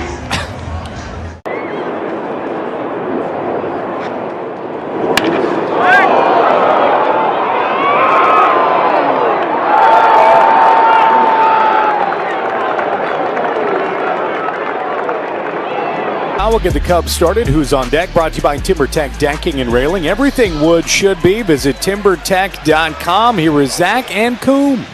Thank you very much, Judson. Getting set for the last of the third. Shaw to be followed by McGuire and Bush. Scoreless game, Cubs and Pirates, the opener of a 3-game set. Cubs starting play with a record of 68 and 52. Braxton Ashcraft deals, and Shaw looks at a strike. Sinking fastball right at the bottom of the zone, clocked at 97 miles per hour. So 0-1 the count. Righty-righty matchup. Ashcraft sets at the belt, high leg kick and pitch. Low, 1-1 the count. To say Shaw's been locked in is an understatement. Since the All-Star break, he's hitting .324 with 8 home runs and 16 RBIs. Low 1-1. Swing and a miss. 1-2. Fastball right down the middle and 97 miles per hour. Shaw has 4 home runs over his last 7 games. The pitch. An check swing hit right in front of the plate, fielded by Davis. Rifles a throw to first in time to get Shaw 1 away. Bottom 3, no score, Cubs and Pirates. We've got to play the Binny's Beverage Depot attendance game. If you can't find it at Binny's, it's probably not worth drinking. I think we're going to have a whopper of a crowd here today at Wrigley. Yeah, it's a big crowd, and you knew that was going to be the case. It'll be the case all week long while we're home. Reese McGuire at the plate. He swings, pulls one foul on the ground off to the right, just past first. 0-1. McGuire, a left-handed hitter, hitting at .235 on the year. with 6 home runs in 85 at-bats. The pitch. Off the outside, fastball that missed, 1-1. To show you the kind of respect the Cubs have for Reese McGuire. When Miguel Amaya was briefly activated, as McGuire looks at a strike on the outside edge, curveball 1-2, they decided to keep 3 catchers. Yeah. Well, part of that is McGuire is out of options, right? So he's, if he gets sent down, he can become a free agent. Well, when you've done as well as he's done and done his role exceptionally well, you know, you force your. That's the great thing about our game. You get a chance to get to the big leagues. Now, guess what? It's on you. When you get a chance to be ready to play, which he has done more so than that, and he's been successful. And now he is being called out because he was not ready to hit. This is the second time the umpire has called a. This is just amazing. I mean, this is where you get a young umpire it's like the game's going along just fine. You don't have to inject yourself into the game. Just call the balls and strikes. So Brock Ballou has called McGuire for a pitch clock violation. It was strike 3. So 2 away as McGuire is retired, and the crowd just understanding now what's transpired. So they're giving the umpiring crew the treatment here. Well, I guarantee you if Cuzzy was behind the plate, Vandrock or Randazzo, we would have none of those so far. But they're not, and we've had 2 in the first couple innings. It just makes no sense at all. Michael Busch checks his swing at a curveball low, 1-0 the count. 2 down, bottom 3, Cubs and Pirates are scoreless. Ashcraft works his motion and deals. That one's up high, 2-0. A changeup that missed. So that pitch clock violation is sponsored by Verizon. A batter has to be ready to go with 8 seconds left on the clock. The pitch called strike. Slider that hits the bottom of the zone, 2-1. Busch, a left-handed hitter with a right-hander, Ashcraft on the mound. The pitch. Foul back off the screen, 2-2. And it was clear that coming into this game, it's a point of emphasis for this particular umpire, Brock Ballou, the pitch clock. And sometimes you don't know if that's something that comes from your immediate supervisor.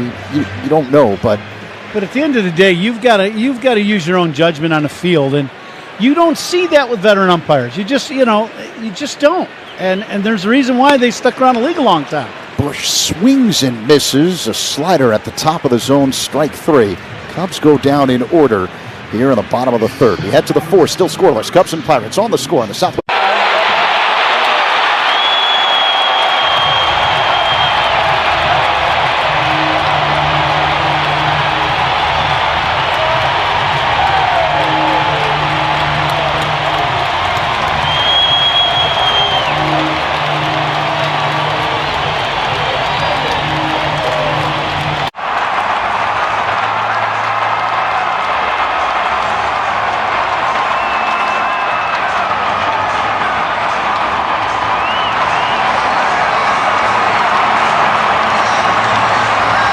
Exciting with the Cubs. Powdertown Scoreboard sponsored by Club Citgo. Download the Club Citgo app now and instantly save 23 cents per gallon on your first fill up. Zach will get you a couple of scores of what to look forward to coming up in a moment. Spencer Horwitz at the plate. He fouls one back. Go ahead, Judson. Reds will host the Brewers. 5:40 start. That one coming up. Again, the Cubs with the only day game as of right now on a Friday. So the Reds and the Brewers at 5:40. Cardinals will host the Yankees this evening at 7:15. Judson, thank you. Scoreless here in the top of the 4th. Cubs and Pirates. Colin Ray deals. Horwitz looks at a ball up high. 1-1 the count. Get you a station identification as time permits here. Horwitz, left-handed batter. Hit a comebacker to Ray, his first time up. Now the pitch.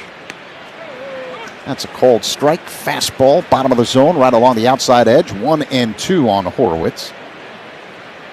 And we'll also play the Benny's Beverage Depot attendance game. It's highly popular, highly competitive. A 1-2. Off the outside, 2 balls and 2 strikes. Ray missing with a splitter. Coom, do you want to go first and make a guess? I can. Being the senior member of the booth. That's what it is. Yeah. Huh? Something like that. Here's the pitch. This is a fly ball hit to shallow right. Coming in, Suzuki. He makes the catch. Out number 1. The first out is brought to you by Xfinity. The Wi-Fi is booming. Get your guess in a sec. Let's pause 10 seconds for stations to identify themselves on the Score and the Southwest Airlines Cubs Radio Network. Covering the Cubs and all of Chicago sports on the Rahimi and Harris Show. Middays 10 to 2 on WSCR Chicago, WBMX HD2 Chicago, and Odyssey Sports Station. Alongside Ron Coomer, Zach Zaidman in for Pat today. 1 down, top 4. Cubs and Pirates are scoreless. Brian Reynolds at the plate. Colin Ray deals. And Reynolds looks at a strike. Top of the zone, may have been a ball. 0-1 the count. I will say 38,000 here at the friendly confines. All right. Looking around, I'm going to go 39,500 as Ray puts the ball in the glove, sets at the belt, works his motion, and deals. Reynolds swings and misses in the hole, 0-2. Judson, what's your guess today? Coom, I will see your 38,000. I will raise you 500. I'll go 38.5. Okay. And after this next pitch, get the Maestro's guess as Reynolds pounds it foul off the netting to the left. Ziggy, what do you got, Ziggy? Zach the Maestro will ride with 38,922. 38,922. So the guesses are in. Good luck, men, in the Binny's Beverage Depot attendance game. Reynolds, a switch hitter, batting from the left side against the right-hander Ray. Here comes the 0-2. Up high, 1 ball and 2 strikes. For all of our listeners out there to listen day after day after day, Paul's nickname when he's traveling doing sound for in the music industry, he's traveled with a lot of bands throughout the years. It's Ziggy is his nickname. And is that not right? Yeah, he's kind of shaking his head. I don't know if he really wanted that out, but that's okay. All right, we'll move on then. 2-2 the count. The pitch to Reynolds. Called strike 3 as Brock Ballou rings up Reynolds. A splitter, bottom of the zone, right along the outside edge. 2 away. Excellent pitch, and that's what we're talking about. Once you establish that you got that good fastball on either side, and for Colin, he's getting some velocity things. I mean, he's topped out today at 95 miles an hour, and then he throws that pitch on the corner. You can't cover both. Nick Gonzalez fouls one at the plate, and that took a bite out of Gonzalez. He ends up on one knee on the follow-through. He appears to be in discomfort. Steps out of the box. Colin Ray now walks to the back slope of the mound to play with the rosin bag to give Gonzalez an opportunity to recollect himself. 2 down, top 4. Cubs and Pirates are scoreless here in the opener of this 3-game set. Gonzalez is ready. Back in the box. Righty-righty matchup. The pitch. Line drive down the right field line. It slices foul out of play. 0-2. Strikeouts by Cubs pitchers are brought to you by your Chicago and Northwest Indiana Hyundai dealers.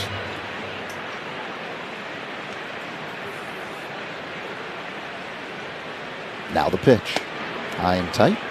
1 ball, 2 strikes. A 94-mile-per-hour heater from Ray. What we're learning now in this new modern era of baseball is thanks to the pitch lab. The 1-2 is low. 2 balls and 2 strikes. Once you get in the pitch lab, you can fine-tune your mechanics, even a veteran pitcher, to add a little zip to the fastball. And Ray is a product of that. The pitch is low, so it's a full count. He missed with a slider.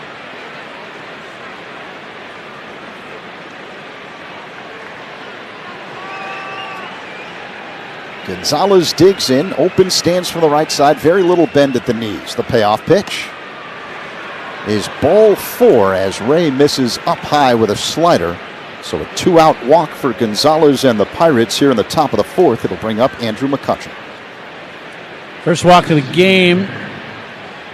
for Colin. Missed with that high slider. Tried to throw it up and just didn't get on top of it enough to get it down to the zone.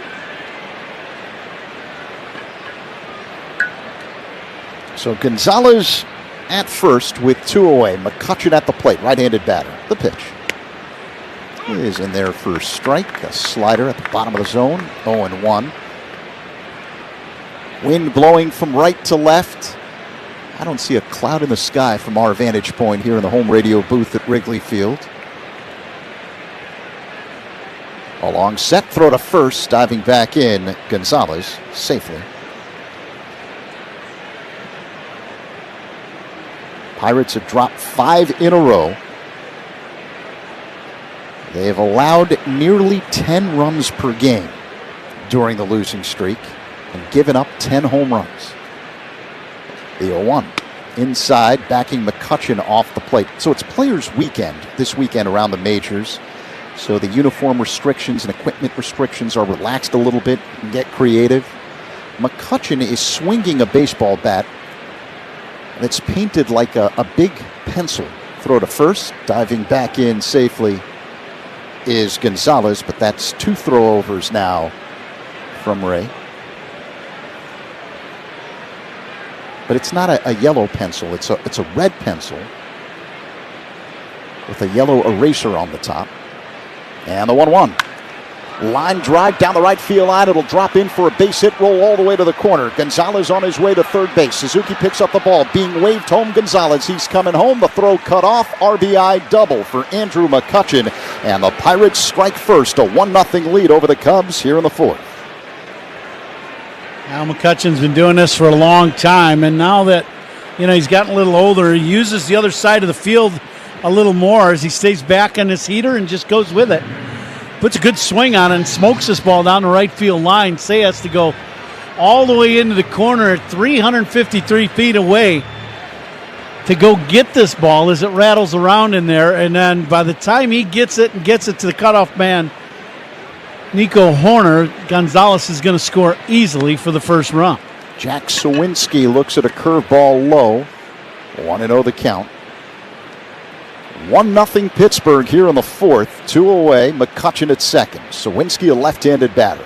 The right-hander Ray works his motion. Check swing and a pitch low. On appeal, no swing, says third base umpire Clint Vondrak. 2-0.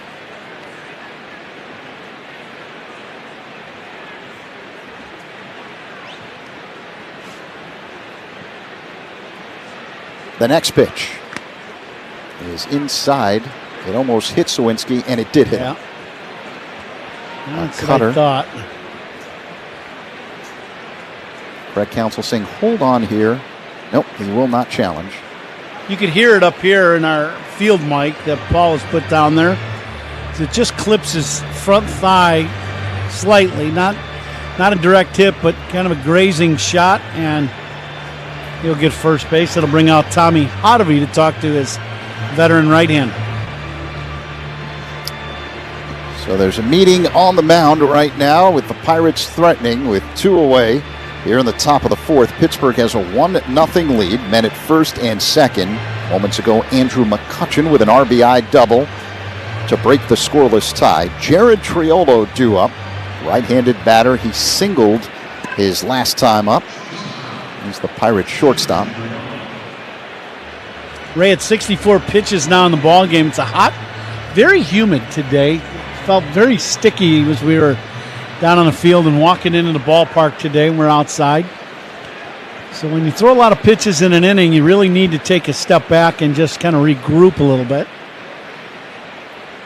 Now the pitch. High and inside. 1-0 the count. Ray misses with a slider. McCutchen at second. Sawinski at first. Triolo at the plate with a 1-0 count. 1-0 Pirates in the 4th. And the pitch. Foul back off the screen. 1-1. Ray going with a fastball on the outer half. 4th inning sponsored by Wintrust, home of the exclusive Cubs debit card. Member FDIC, EHL lender.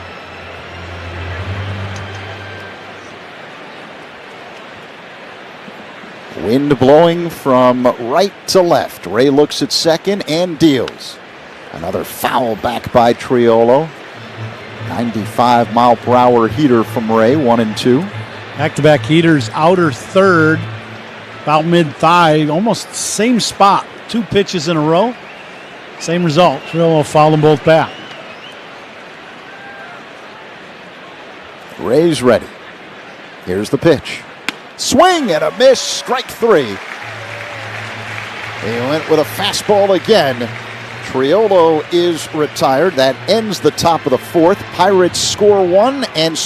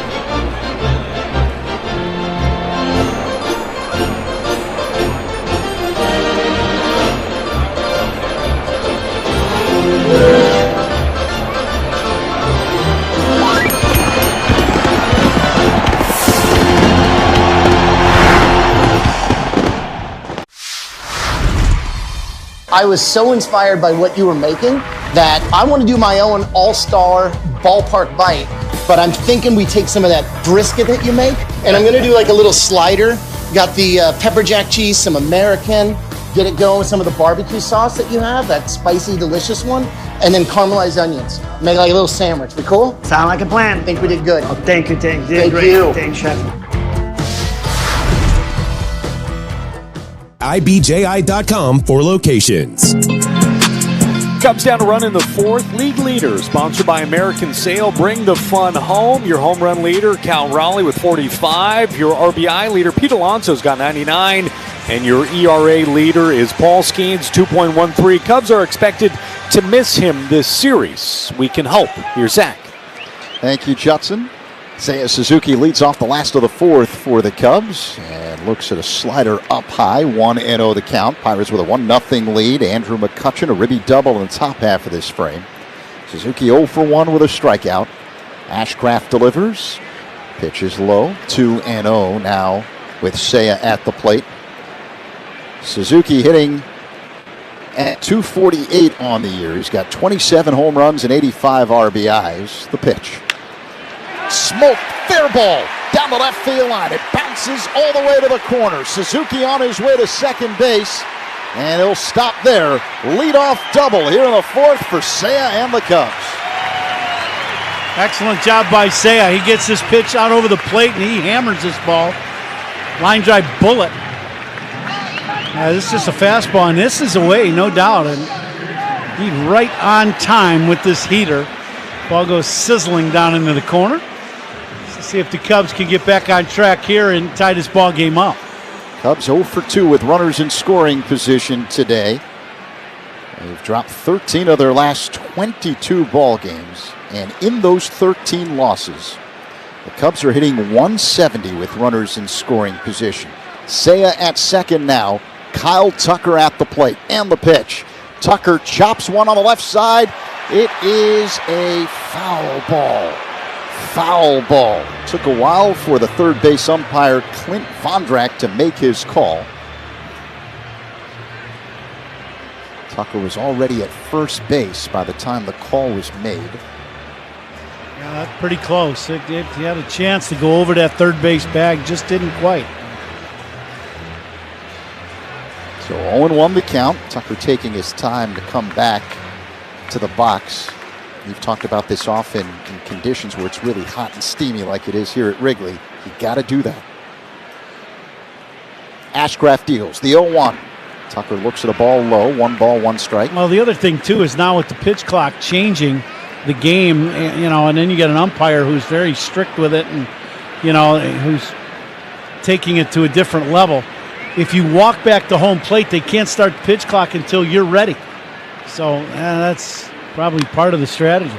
Tucker, a big rip and a foul into the glove, 1-2. 98-mile-per-hour heater from Braxton Ashcraft, the right-hander. 1 ball, 2 strikes. Suzuki at second base. He represents the tying run here with no one out in the 4th. The pitch. Tucker fouls it at the plate. 1-2. How about that last slider? That's 94-mile-an-hour slider. Tuck hooked that one right into his front foot.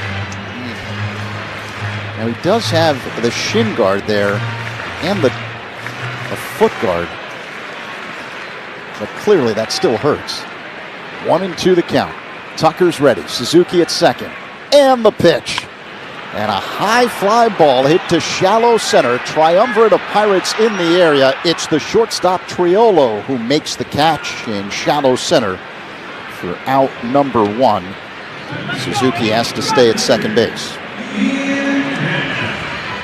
Now, Tuck frustrated at home plate. He's been frustrated for a while, and you understand as he got a pitch, just popped it up. So 1 down, Seiya at second. Here comes the Cubs cleanup man, Ian Happ, who popped out his first time up. Switch hitter batting from the left side. The pitch. Off the outside. Changeup that missed. 1-0. Big gap in right center field for Ian.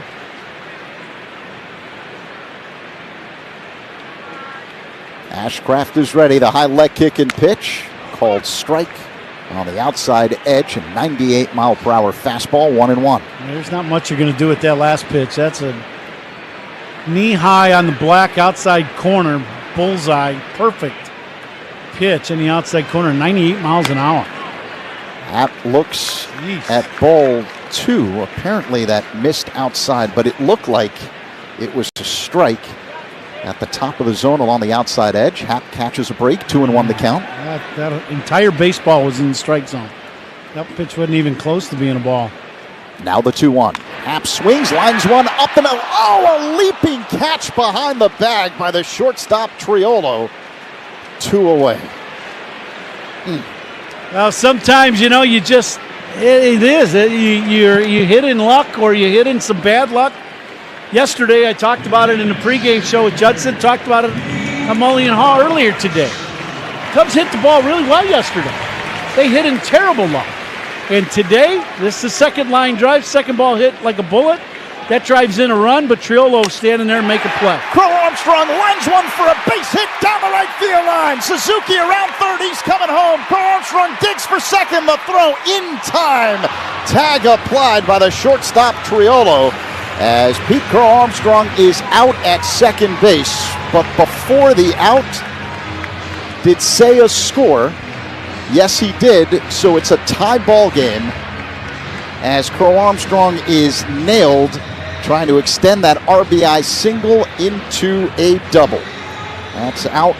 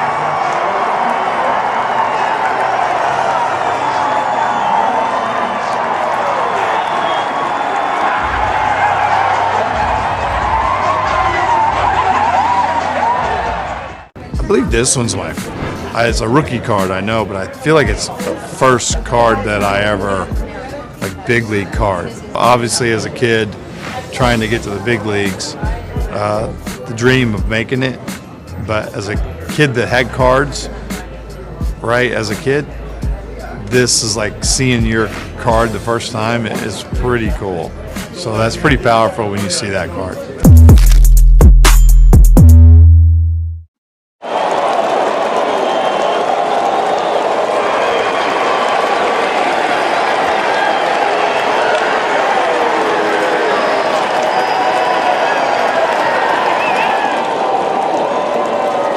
Save up to 70% on pools, patio sets, and more. The clearance event, only at American Sale. Bring the fun home.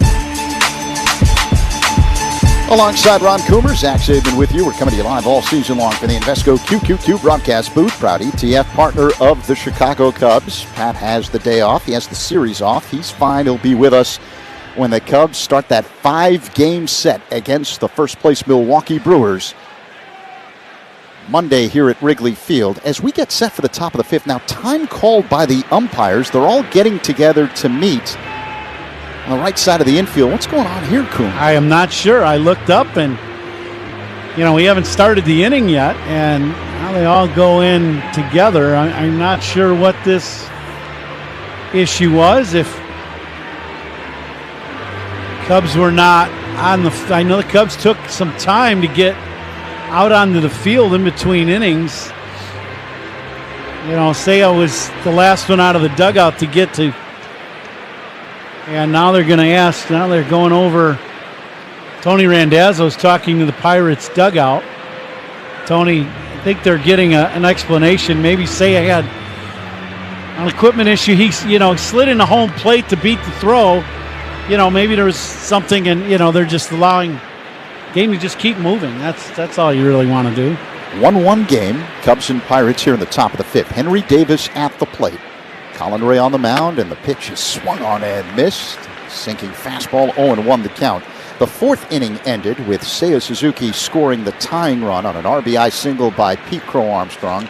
PCA was nabbed trying to advance that single into a double. Beautiful throw from the right fielder Brian Reynolds to the shortstop Triolo. So single RBI 9-6 trying to move to second. Mark that one down. Henry Davis swings and misses. And a slider. The count is 1-2 on the Pirates catcher. But I know people are going to ask, is that a good play by Pete Crow Armstrong trying to get to second base? And I say with 2 outs, absolutely yes. Davis fouls it away out of play off to the right. You're trying to get an extra 90 feet. There's 2 outs in the inning. You've driven in a run. They have to make a perfect play to get Pete at second base with his speed, and they did. But if they didn't, he's at second. Now the Cubs get another runner in scoring position. The 1-2. Foul back by Davis. Yeah, I agree with you. It's no secret the Cubs have been struggling to get the offense going. They just tied up the game, and you've got Pete Crow Armstrong's speed. Use it. 1-2 the count. Righty-righty matchup. Ray sets at the belt, works his motion and deals. Up high. So 2 balls and 2 strikes, the count on Davis.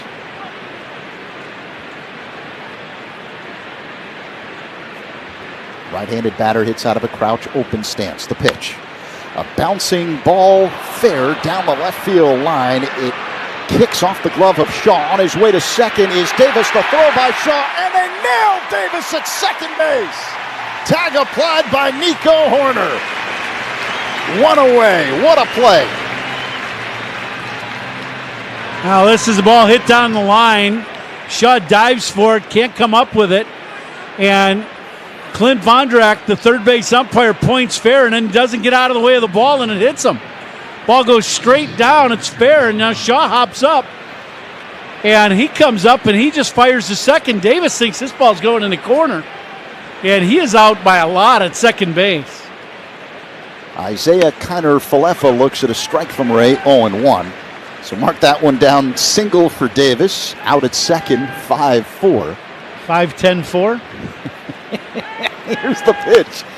Bouncing ball hit to third. Fielded on a belt high hop by Shaw. Rifles a throw to first in time to get a man known as IKF. Kiner-Falefa retired, 2 away. I have not seen that play before, where the ball goes down the line, down third, and shot and a save by the umpire. And then the third baseman picks the ball up and fires it to second to get the guy going to second. That's good play. And you are a former third baseman. I played a few days over there, yeah. So you've seen a few things. Yeah, a few years, maybe 17 worth. 27 swings and misses at a splitter, 0-1. Should point out the first out brought to you by Xfinity. The Wi-Fi is booming, and that play was booming. Here's the 0-1. Up high to Simon. They're doing some practice flyovers for the air and water show, so you'll hear the crowd going crazy here. The 1-1. Up high, 2-1. You might even be able to hear the Jets above us, right? Yeah, you will eventually if they're going now. Yeah. I had one. I was on Lakeshore Drive, the inner Lakeshore Drive today, coming to the ballpark early this morning. High and outside to Simon, 3-1. 9:30 or whatever it is, and I'm at a stoplight on the inner Lakeshore coming in. Oh boy, I know where you're going. And all of a sudden, one of the Blue Angels Jets kicked it in and get right over our head as we're stopped at that light. And, you know, that sonic boom when they go certain... Oh, yeah. Everybody's car that was at the light... Like that? Shut.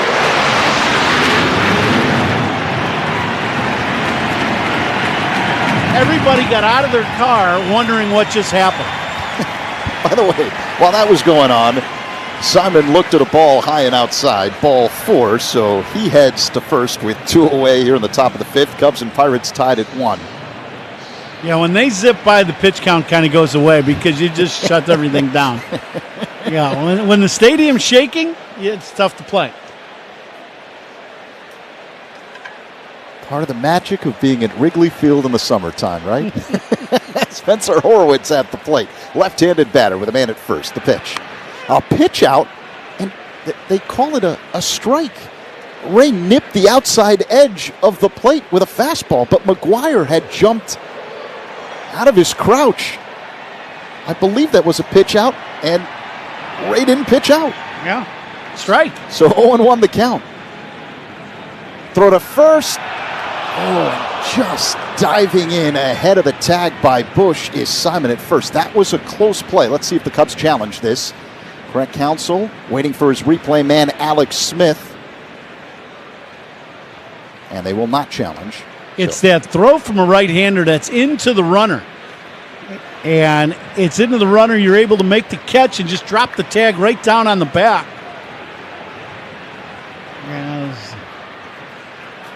The Blue Angels are zipping around downtown Chicago, and it is amazing when you see them fly around our city. So Horwitz looks at a ball outside, 1-1 the count. Simon at first, 2 away here in the top of the 5th. Cubs 1, Pirates 1. What did I say? Thunderbirds. That's who it is that's flying around. My bad. And the pitch. Low runner goes, throw to second, and diving in safely underneath the tag of Swanson is Simon with a stolen base. The throw was to the second base side of the bag. Swanson had to leap over as he caught the ball. He attempted to make a diving tag, and Simon just got in there safely. Very close play at second base. That throw into the runner. Dansby comes up and makes a catch, but as he catches and then dives to try to make the tag, I don't think he ever makes contact with Simon. What an athletic play by Dansby at second. 2-1 the count. Horwitz at the plate, man at second. 1-1 ball game, 2 away. Here's the pitch. Pulled on the ground, foul off to the right. First base coach Tarek Brock has to jump rope over that ball. 2 balls and 2 strikes with Horwitz at the plate. We're in the 5th.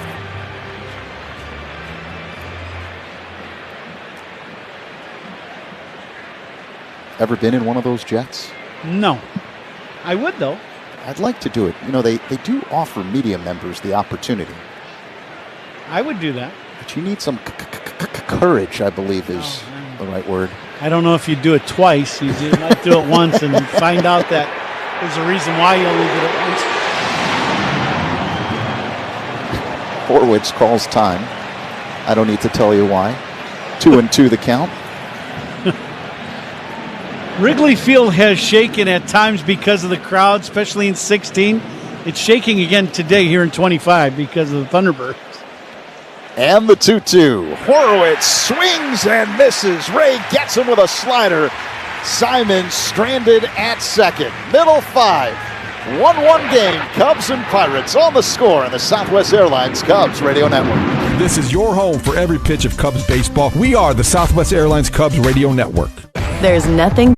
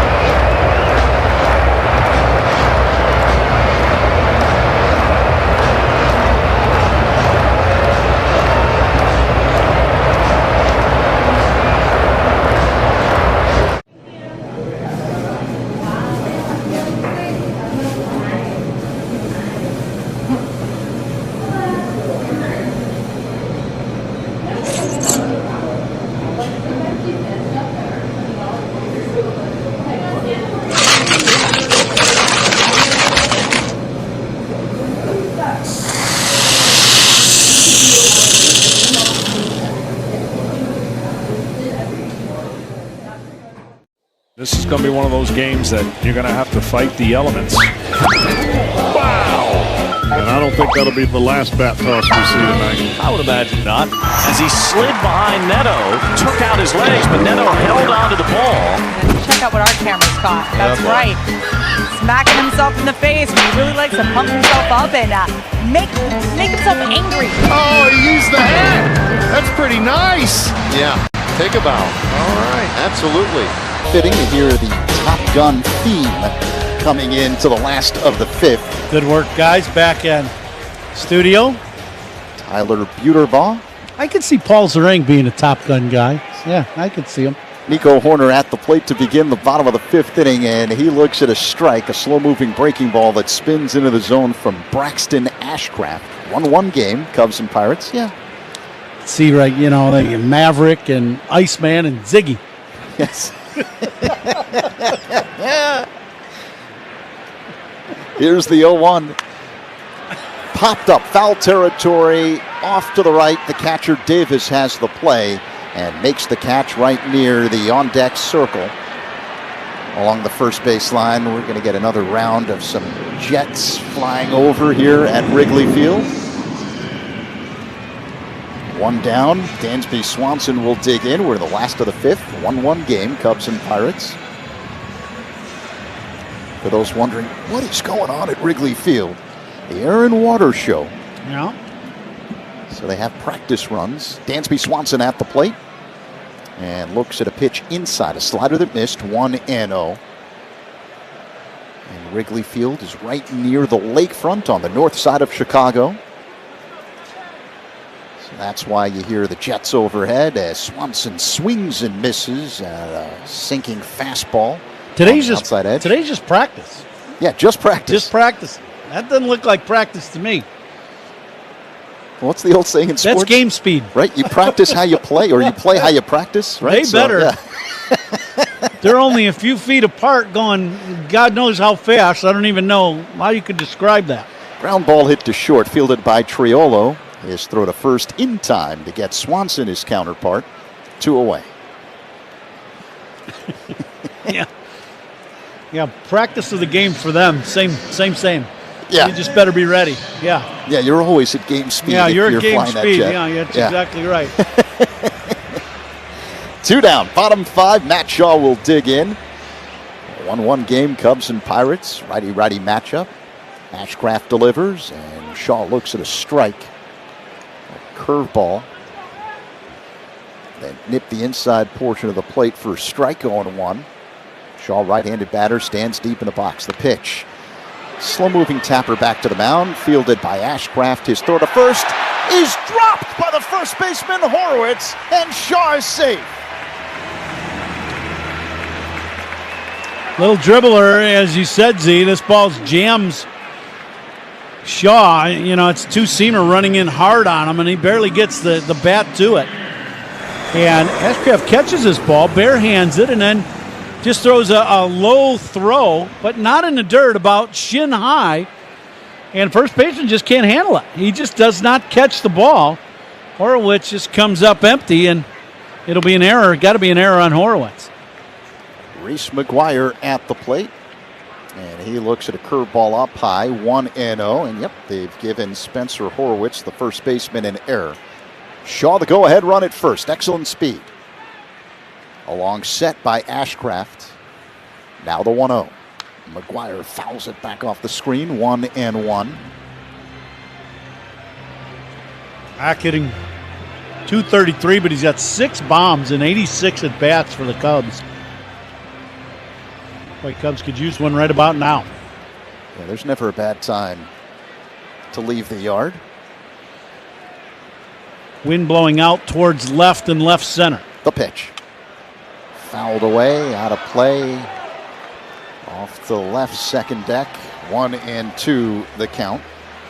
All opponents' pitching changes, sponsored by Sloan, official water efficiency partner of the Chicago Cubs. Leader in smart water and commercial restroom solutions. Visit sloan.com. Shaw at first, 2 away. McGuire waits. The 1-2.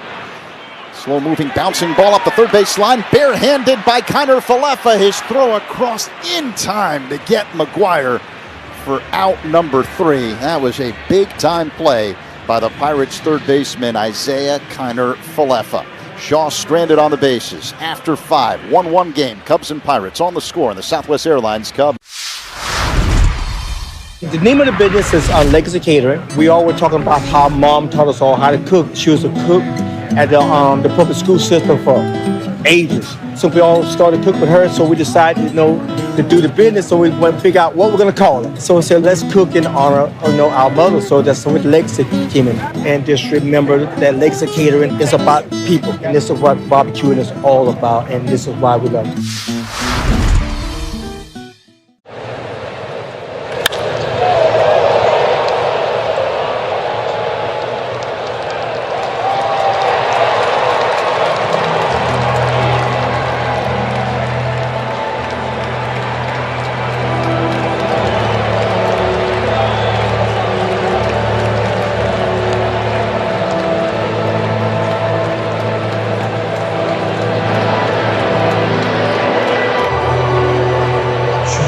Boomer is the dog.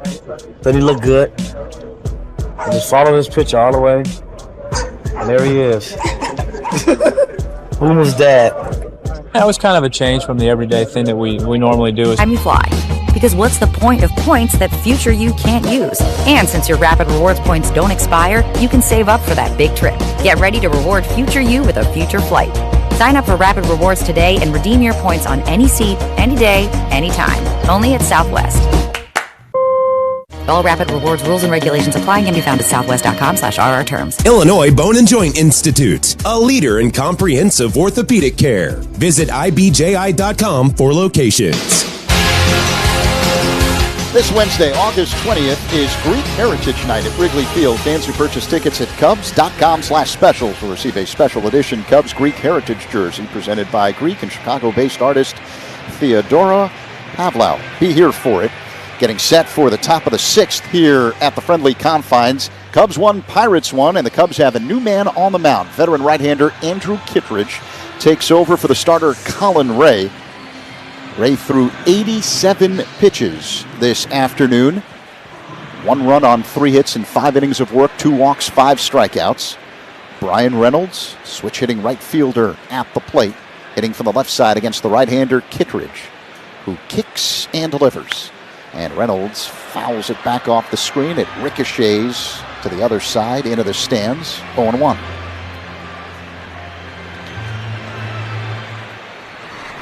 Pitching changes by Cubs, sponsored by James Hardy Building Products as Kittredge deals. And Reynolds swings and misses. 0-2. James Hardy Building Products siding with the Cubs.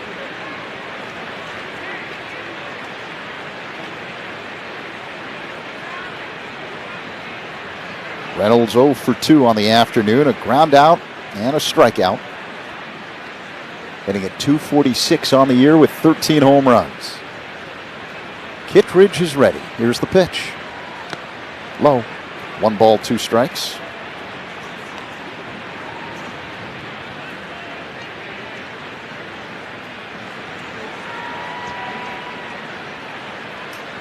Kittredge rocks back before he deals. Here comes the 1-2. Check swing. On appeal, he went around, says the third base umpire, Clint Vondrak. Strike 3. Reynolds retired. The first out brought to you by Xfinity. The Wi-Fi is booming. Excellent slider down and in. Reynolds thinks it's a heater. He starts out, then tries to check, but ball down and in. Good pitch to get the first punch out in the first out here in the 6th. Nick Gonzalez stands in and looks at a ball inside. 1-0 the count. Strikeouts by Cubs pitchers are brought to you by our Chicago and Northwest Indiana Hyundai dealers. 1-1 game. Cubs and Pirates here with a 1 away in the top of the 6th. Now the pitch. That one's low. 2-0.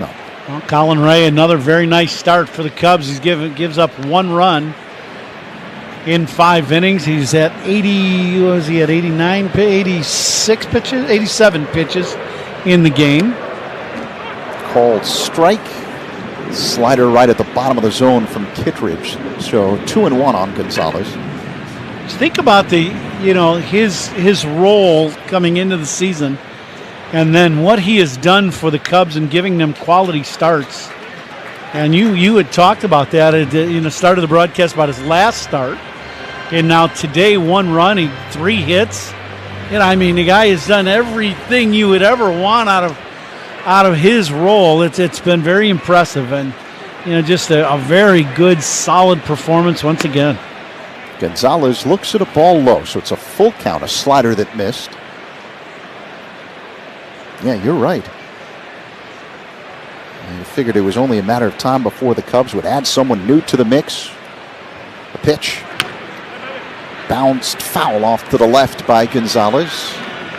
Count remains 3-2. Yeah, when Justin Steele went down, you figured the Cubs would make a move early on. They didn't because Ray was so reliable. And that's continued. Yeah, now your move that you're making is in-house with Assad throwing once, and now Jamison Tyone about to join the club. The payoff pitch hit high in the air. Center field. Crow Armstrong fighting the sun, moving back, has a play, makes the catch. Gonzalez retired, 2 away. No easy play for Pete in center field. Zach had told you earlier today. Don't mind us. That's, he's just... Is that an F-16? Sure. I have no idea. You can't read it because it's going by so fast you can't see what the heck it is. That's sonic you can hear it. Speed, yeah. I just figured you could recognize off the sound. Andrew McCutchen looks at a strike. Fastball, bottom of the zone, 0-1. Now, I didn't think they were supposed to come right over the stadium behind home plate and right out. It felt like they just went right past the center field scoreboard, but...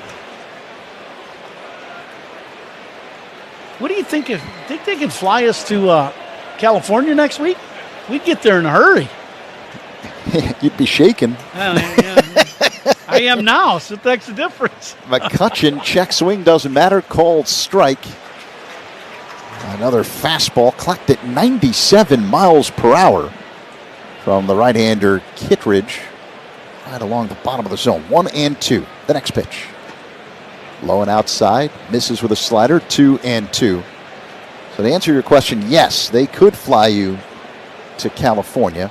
You'd get there a lot faster than a regular plane. Ooh, I don't think, yeah, there'd be no room for your bags. Here's the 2-2. A swing and a miss, strike 3. As another jet comes flying in overhead, Kittredge gets McCutchen with a 96-mile-per-hour fastball as the Pirates go down in order.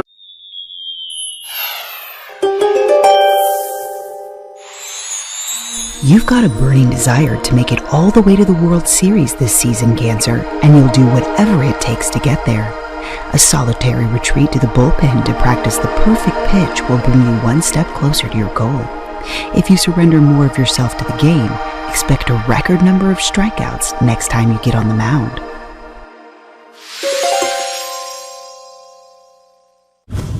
Hank Greenberg helped popularize the first baseman's mitt, holding a massive 13-inch pocketed glove. That was quickly banned, reducing the maximum size to 12 inches. Paul Richards also developed a black hole-sized catcher's mitt. This ginormous thing, measuring 42 inches in circumference, was known as Big Bertha, or the elephant, for its massive size. It was swiftly outlawed as well. Got to get yourself ready. Yes, there are hugs, and then there's that. Now, what is that? What is the purpose of that? It's an anemometer. It measures wind speed. So that's good. But it looks like a fidget spinner. Meanwhile, on the Cove, it just looks like too much fun. It was so routine, he took his eye off. You got to come up with this play. You got to. You're right there. You had two hands. He looked it in. Oh.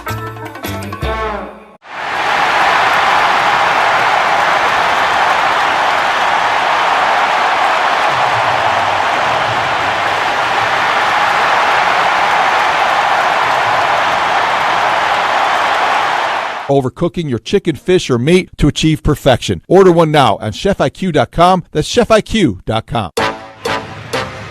Tied at 1 in the bottom of the 6th inning. Michael Busch will get the Cubs started. Who's on deck? Brought to you by TimberTech Decking and Railing. Everything wood should be. Visit TimberTech.com. Here's Zach and Coombe. Thank you very much, Judson. Each team scored in the 4th. Andrew McCutchen, an RBI double. Pete Crow Armstrong, a ribby single. Pirates have a new man on the mound. Left-hander Evan Sisk takes over, 28 years old, 6'2", 209 pounds. And the Cubs will send a pinch hitter to the plate. Justin Turner looks at a strike. Fastball. 0-1. Turner pinch hitting for the left-handed hitting Michael Busch with the lefty Sisk now in the game. High leg kick and pitch. And Turner dribbles it foul behind home plate. Just getting a piece of a slow-moving curveball. 0-2. Sisk acquired by Pittsburgh at the deadline from Kansas City for left-handed starter Bailey Falter. And the 0-2. Check swing and a pitch up high. 1-2 the count.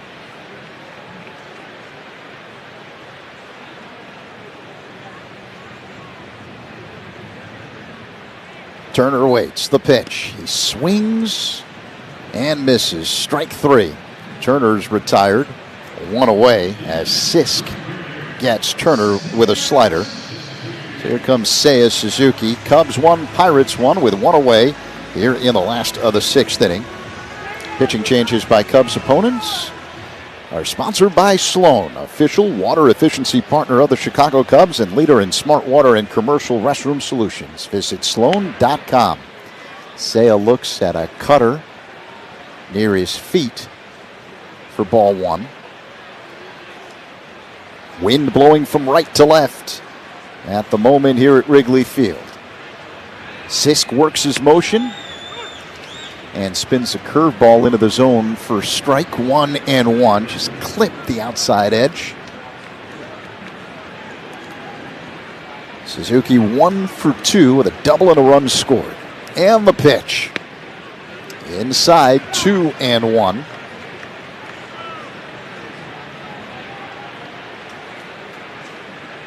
Seiya, the right fielder today, as the Cubs are right in the meat of their order. The 2-1 delivery. Seiya hits one on the ground to short. Backhanded by Triolo. His throw to first offline, but caught by Horowitz, who then had enough time to tap the bag with his foot before Seiya crossed over for out number 2. Mark that one down 6-3. The meat of the order presented by Chef IQ. Sense never under or overcook your food again. Purchase now at chefiq.com. So 2 away here in the last of the 6. 1-1 game, Cubs and Pirates. And the batter is Kyle Tucker. 0 for 2 today. A ground out and a pop out. The pitch. Low and outside, 1-0 the count with Tucker at the plate. This day in baseball history is brought to you by VillageofBedfordPark.com. Now's the time to make history for your business in Bedford Park. August 15th, 2012, Mariners ace Felix Hernandez delivered the first perfect game in Seattle history as Tucker looks at ball 2, low and outside. Hernandez shut out Tampa 1-0. King Felix throwing 113 pitches. He struck out 12. Like he was something, I'll tell you that. A great fastball and then unbelievable changeup. Strike called on the outside edge, 2-1 on Tucker. He was one of those guys that he could look in and go, I'm throwing a changeup, and tell you, and good luck with that. Yeah, you're not going to hit it anyway. That's impressive. The 2-1. Low and inside. 3 balls and a strike with Tucker at the plate. Ian Happ on deck. Tie ball game here with 2 down in the last of the 6. Cubs and Pirates even at 1. The opener of this 3-game set. The 3-1. Called strike. Sinking fastball at the bottom of the zone.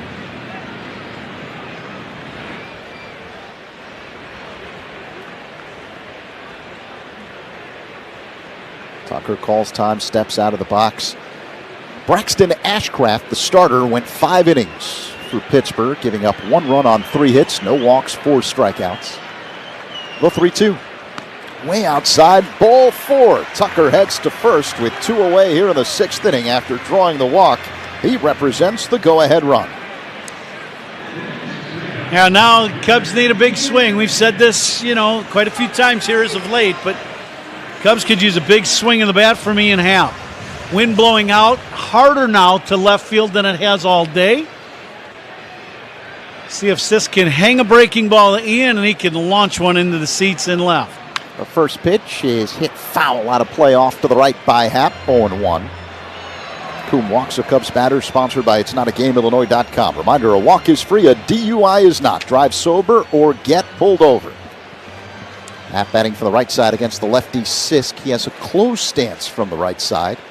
Upright, little bend at the knees. Sisk delivers. Happ grounds one up the middle, fielded to the right of second by Gonzalez. His throw to first in time, and that ends the 6th inning. Tucker stranded on the bases. We head to the 7th, tied at 1. Cubs. Interrumpimos este video para recordarte que puedes endulzar tu día con una dulcerapia de la lechera.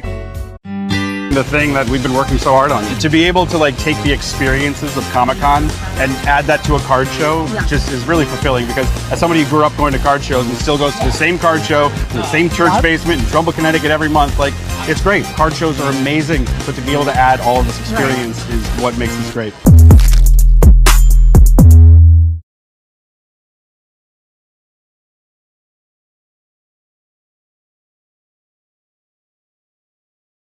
The same price. Schedule your free fitting at Suits2020.com.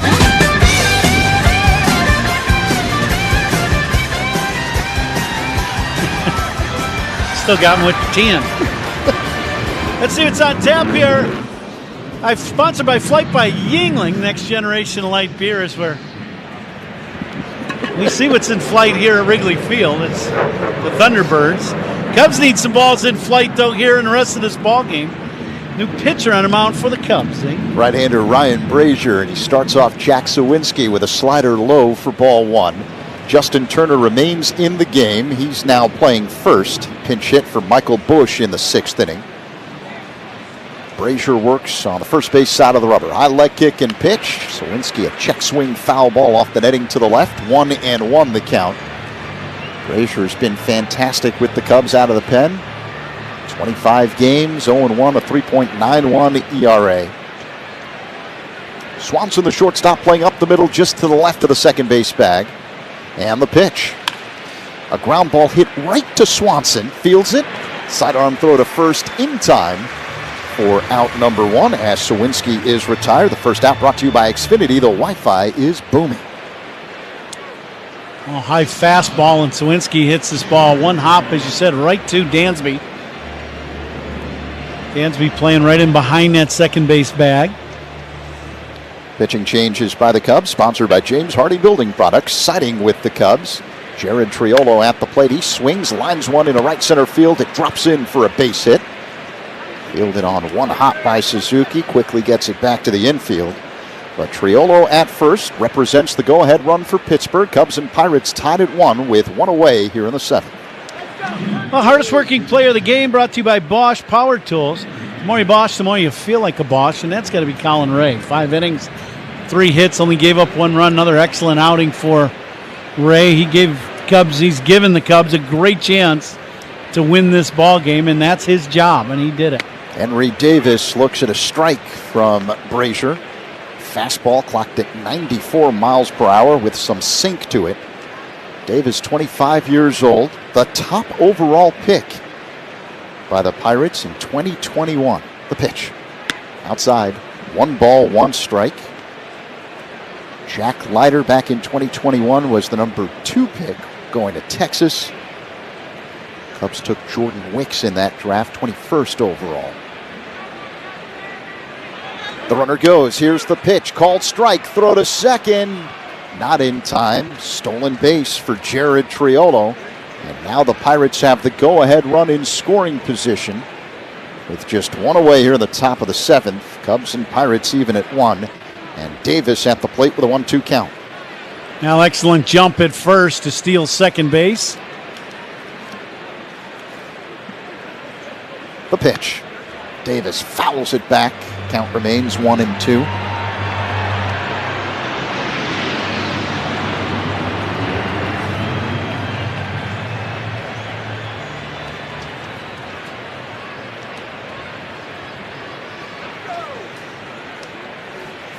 Now the pitch. And a high fly ball hit to center. Angling toward left center. Crow Armstrong fighting the sun, makes the catch for out number 2. Staying at second base is Triolo as Davis is retired. It'll bring up the number 9 hitter for Pittsburgh, the third baseman, Isaiah Kiner-Falefa. Let's pause 10 seconds for stations to identify themselves on the score. The Southwest Airlines Cubs Radio Network. Your headquarters for Cubs Talk, it's the Mullen Haw Show, mornings 5:30 to 10 on the Score and the Southwest Airlines Cubs Radio Network, WSCR Chicago, WBMX HD2 Chicago, and Odyssey Sports Station. Alongside Kuhn, Zach in for Pat, as Isaiah Kiner-Falefa looks a fastball up high from Ryan Brazier. We're at the top of the 7th, the opener of a 3-game set between the Cubs and Pirates. Game tied at 1, 2 away, but a man at second base in Triolo for Pittsburgh. The 1-0 delivery, outside, ball 2. Cubs have double barrel action in their bullpen right now. Left-hander Caleb Thielbar warming up. Right-hander Brad Keller also throwing in the Cubs bullpen. Brazier works on the first base side of the rubber. Here's the pitch. This one is hit in the air, deep left center field, racing over. Crow Armstrong dives, can't make the play. It bounces off the track against the wall. Coming in to score is Triolo. Stand-up RBI double for Isaiah Kiner-Falefa. And the Pirates have the lead 2-1 over the Cubs here in the 7th. Now, Falefa's had a pretty good ball game today. This is a big swing of the bat to drive in the second run, and he's made a couple excellent plays at third base to keep the Cubs off the scoreboard, and now a big double in the gap in right center. So Pittsburgh on top, 2-1. 2 away, top of the 7th. Man at second in Kiner-Falefa. Now the batter, Ronnie Simon, switch hitter batting from the left side against the right-hander, Brazier.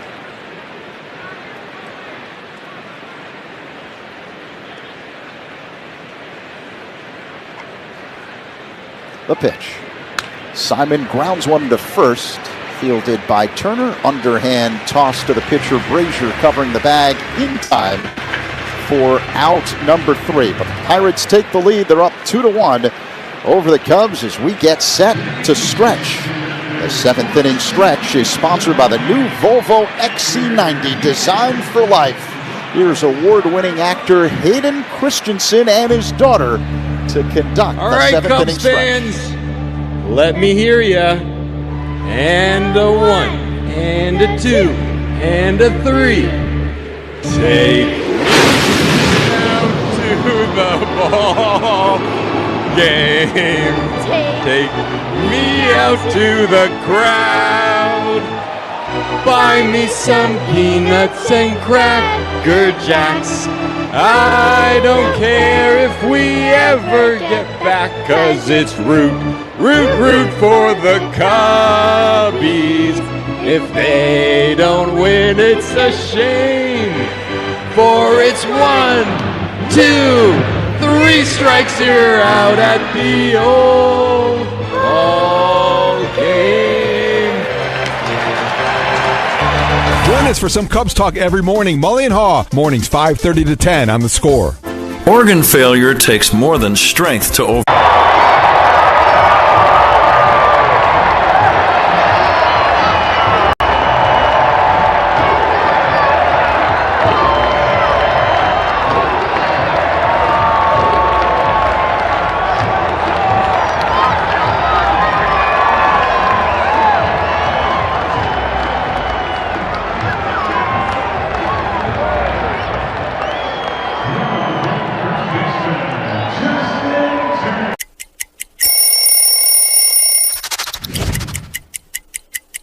You know, in Boston, every now and then you'll do those throwback days where you bring out the big baggy jerseys, and the baggier the better. When I broke into the league, everybody was wearing really baggy pants, and then as the year... Fire stop systems that comply with national flame and temperature ratings. For a list of skilled Illinois regional insulation contractors, visit local17insulators.com. Bottom of the seventh inning here at Wrigley Field. Cubs playing catch-up. Pirates with a 2-1 lead over the Cubs. Pete Crow Armstrong at the plate. Evan Sisk on the mound, and his first pitch is a strike right at the top of the zone along the outside edge, a slider. Lefty-lefty matchup. Sisk working on the third base side of the rubber. And the pitch. Crow Armstrong hits a pop-up, foul territory off to the left. Isaiah Kiner-Falefa does not have a play. It's on the other side of the netting in the stands, just to the left of the Cubs dugout along the third base line. So 0-2 on PCA, who's 2 for 2 today. A double in the second and an RBI single in the fourth. The Pirates have a new left fielder. Tommy Pham takes over for Ronnie Simon. And the 0-2. Oh, it hits PCA.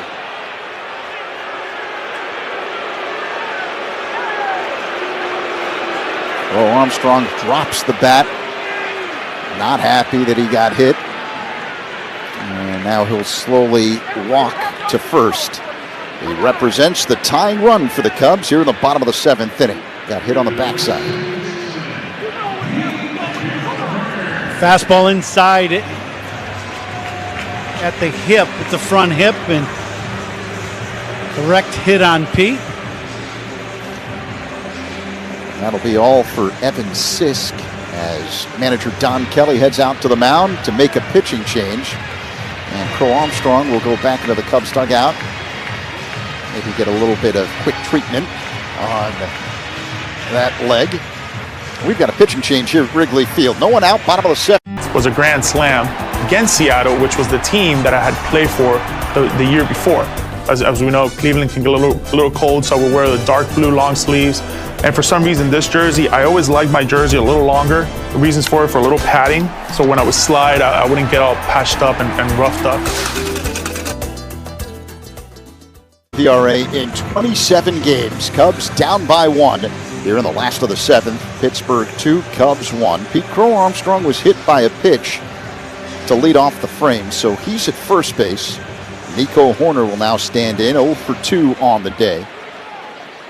Crow Armstrong, always a threat to go. Now we've seen the other Jets. We need Pete Crow Armstrong Jets to get him in second. Matson deals. Horner swings, hits one in the air to right. Foul out of play. 0-1.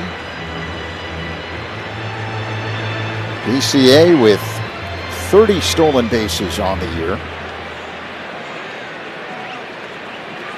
Being held on at first by Horwitz. Wind blowing from right to left. Horner waits for the 0-1. Long set by Matson. He deals. Horner swings, ground ball, base hit into left field. PCA stops at second, but now the Cubs in business. Men at first and second, no one out here in the last of the seventh. And Dansby Swanson due up. Pirates leading 2-1. Now Nico taking advantage. He got a fastball right down the middle, and he smokes it in the hole between short and third. And now, that hit by pitch is coming into play. This could be the one opening the Cubs needed. Now they've got a situational hit. They were unable to do it yesterday. They need to do it today. They got to advance the runners at least in this at-bat. Corner infielders in. The pitch. Swanson bunts it foul behind the plate. 0-1.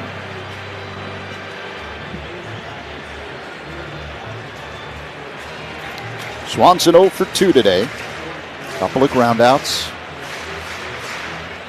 Hitting at .249 on the year with 18 home runs and 55 RBIs. The corner infielders remain in for Pittsburgh. Cubs have men at first and second, no one out. 2-1 Pirates. Dansby's got to get this bat going down the first base line. He bunts it right in front of the plate. It's off the glove of Davis. Everyone's safe.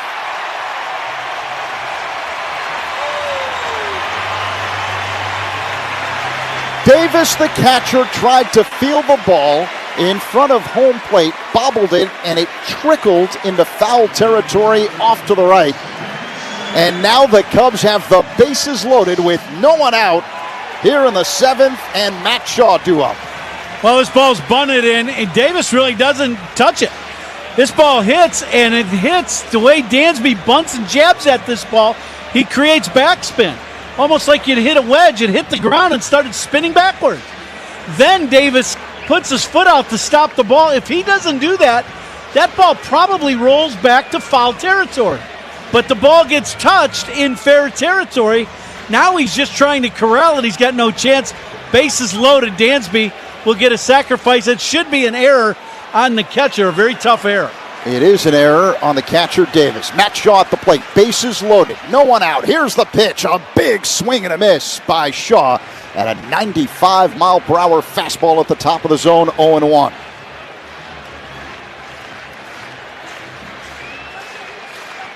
Shaw has been as hot as any hitter on the Cubs since the All-Star break. Here's the 0-1. Shaw swings, pops it up, foul, out of play, off to the left. In the hole, 0-2. 2-1 Pirates, last of the seventh, no one out. Crow Armstrong is at third base, Horner at second, Swanson at first. The corner infielders remain in for Pittsburgh, with Shaw at the plate in an 0-2 count. Matson delivers, Shaw swings, and it's a high fly ball to center field. Underneath it, Sawinski makes the catch, tagging PCA. The throw goes to third, and scoring the tying run, PCA. 2-2 game after the sacrifice fly by Matt Shaw here in the seventh. Good job by Matty. He's shortened up. He chokes up on the bat to get more control of the barrel. And I love this, and an absolute mistake by the pitcher. Matson, he gets ahead in the count 0-2, that throws a fastball right down the middle. And Shaw hits a sacrifice fly. Good job by Matty. And ties the game. RBIs by Cubs batters are sponsored by Old National Bank, where relationships and results matter. Get old. Just one down. Cubs will send a pinch hitter to the plate. The right-handed batting Carson Kelly will hit for Reese McGuire. Nico Horner at second base. Dansby Swanson at first. Again, just one away. Last of the seventh. 2-2 game. Kelly on the year hitting at .270. The pitch. Called strike on the outside corner, a fastball at 94 miles per hour.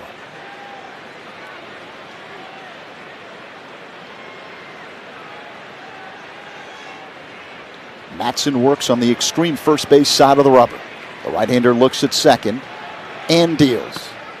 That's low. 1 ball, 1 strike, missed with a slider. Wind still blowing out to left, but not quite as hard as it was in the middle of the ball game. Ball will carry. The wind is really kind of becoming a non-factor in this game. Ball should carry well here at Wrigley. Matson bluffs a throw to second base.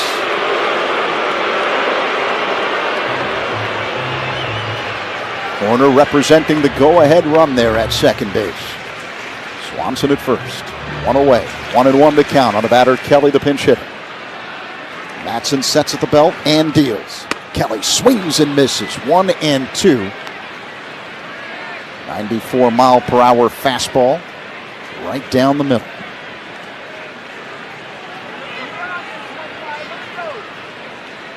Kelly calls time, steps out of the box. Now he digs back in. Righty-righty matchup. Matson looks at second. That's where Horner is. Another peek. Another peek. And the 1-2. Inside, 2 balls and 2 strikes. Now Matson knows he made the mistake on Shaw. And he got ahead 0-2 and then threw it right down the middle. And Matty served it in the center.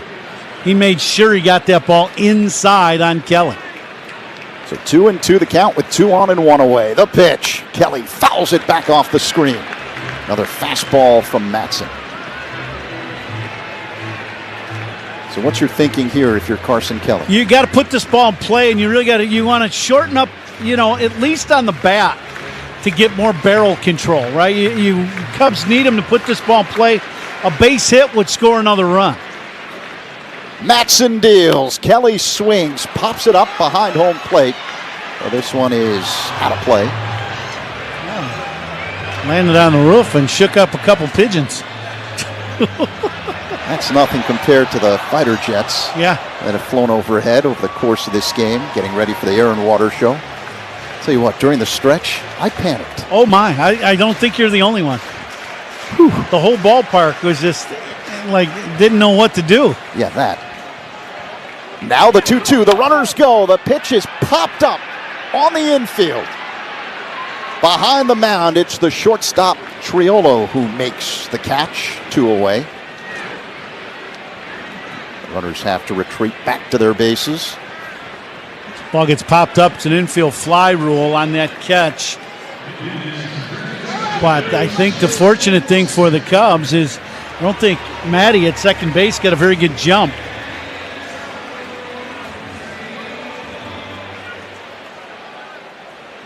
So now Justin Turner will dig in. 2 away. Men at first and second. 2-2 ball game. The pitch. High and outside, ball 1. Said Matty. I think it's meant Nico Horner. Yes. Nico's at second base. He did not get a very good jump off second on that pitch.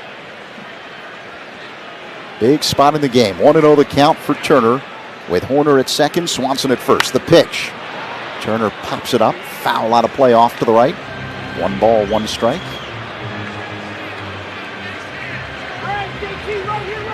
Mostly sunny day here at Wrigley Field. A few harmless clouds in the sky at the moment.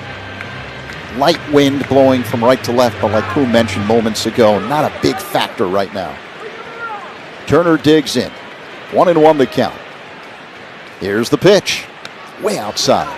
2-1. I think the Thunderbirds came by here so fast it just killed the wind.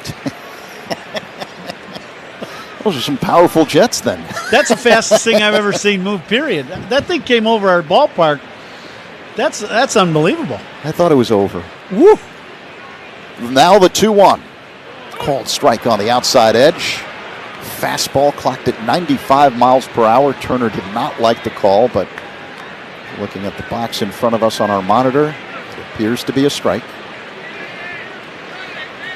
Turner calls time, steps out of the box, adjusts his powder blue batting gloves, takes a deep breath.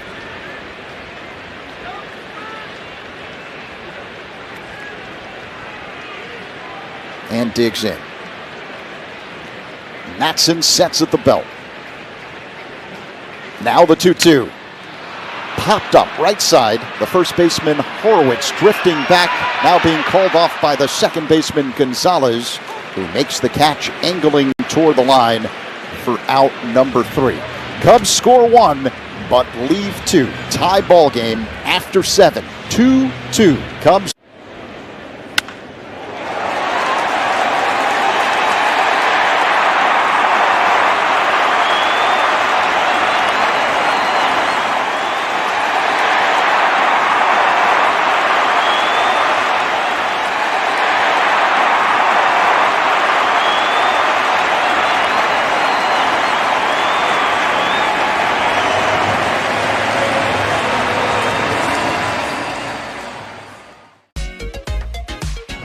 Well, this is a World Series card. Everybody said, what's it going to be to pitch against Sandy Koufax, who's a dominant pitcher? I said, I hope I don't embarrass myself. And I didn't. Pitched my first shutout ever. We won 6-0, and my parents were there. My mom was afraid of heights, so she was in the upper deck. She had to come down and trade seats with somebody so that she could actually watch her 20-year-old son pitch a shutout in the World Series.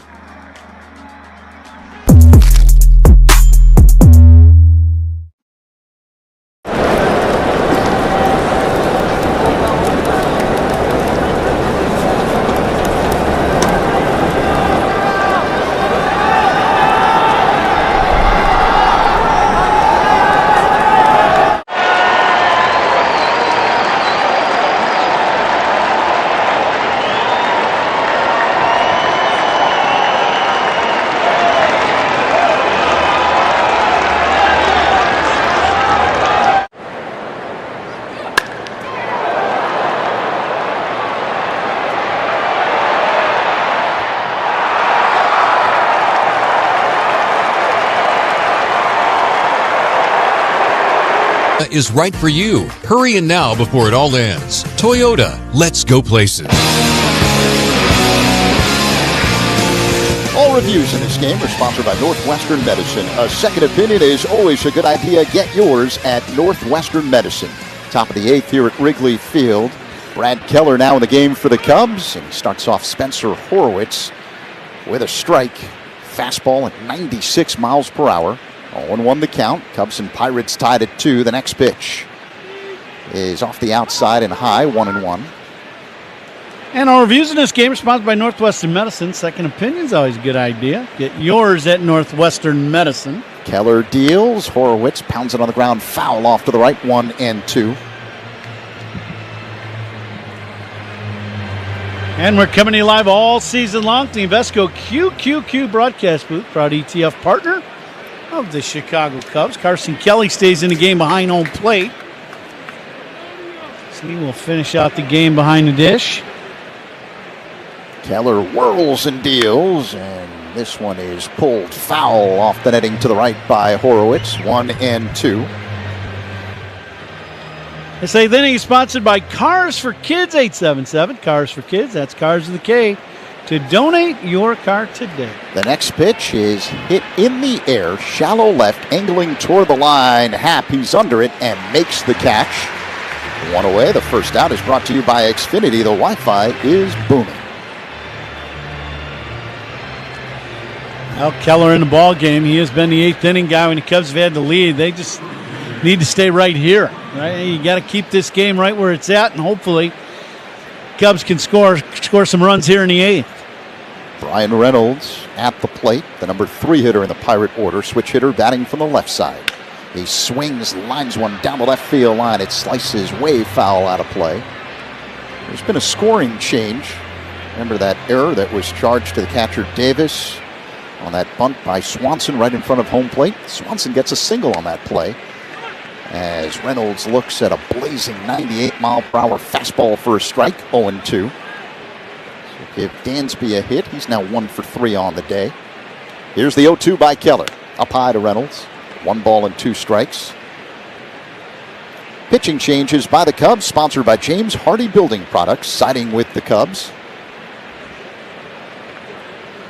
Keller works on the first base side of the rubber. Faces home plate. He deals. Low and outside. 2-2 now on Reynolds. Time to see how we did with our guesses in the Binny's Beverage Depot attendance game. 40,044 in attendance today. The pitch is tapped foul at the plate by Reynolds. Count remains 2-2. Okay. Turns out I was a little closer than the rest of you, but we were all kind of in the ballpark.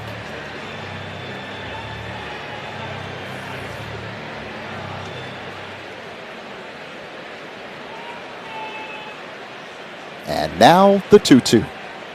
Swing and a miss, strike 3. As Keller gets Reynolds with a change. 2 away. Now Reynolds, he's taking a big swing. He was trying to hit one out of here. And he gets fooled by the changeup. He's out in front of that change.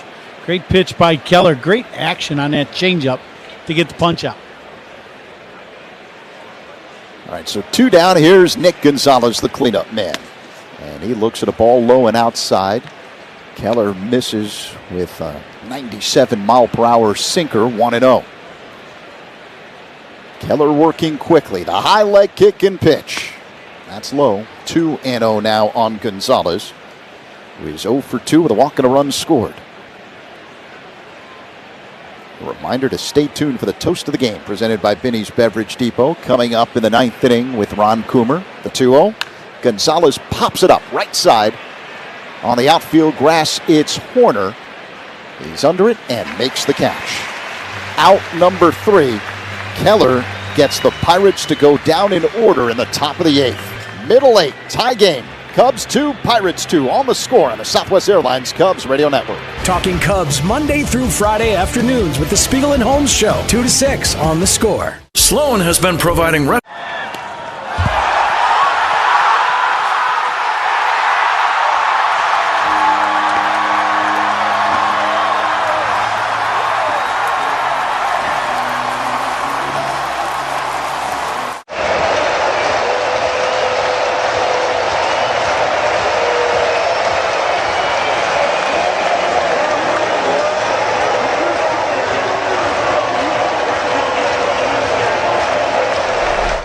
This is going to be one of those games that you're going to have to fight the elements. Wow! And I don't think that'll be the last bat toss we see tonight. I would imagine not. As he slid behind Neto, took out his legs, but Neto held onto the ball. Check out what our cameras caught. That's right. Smacking himself in the face. He really likes to pump himself up and make himself angry. Oh, he used the hat. That's pretty nice. Yeah, take a bow. All right, absolutely.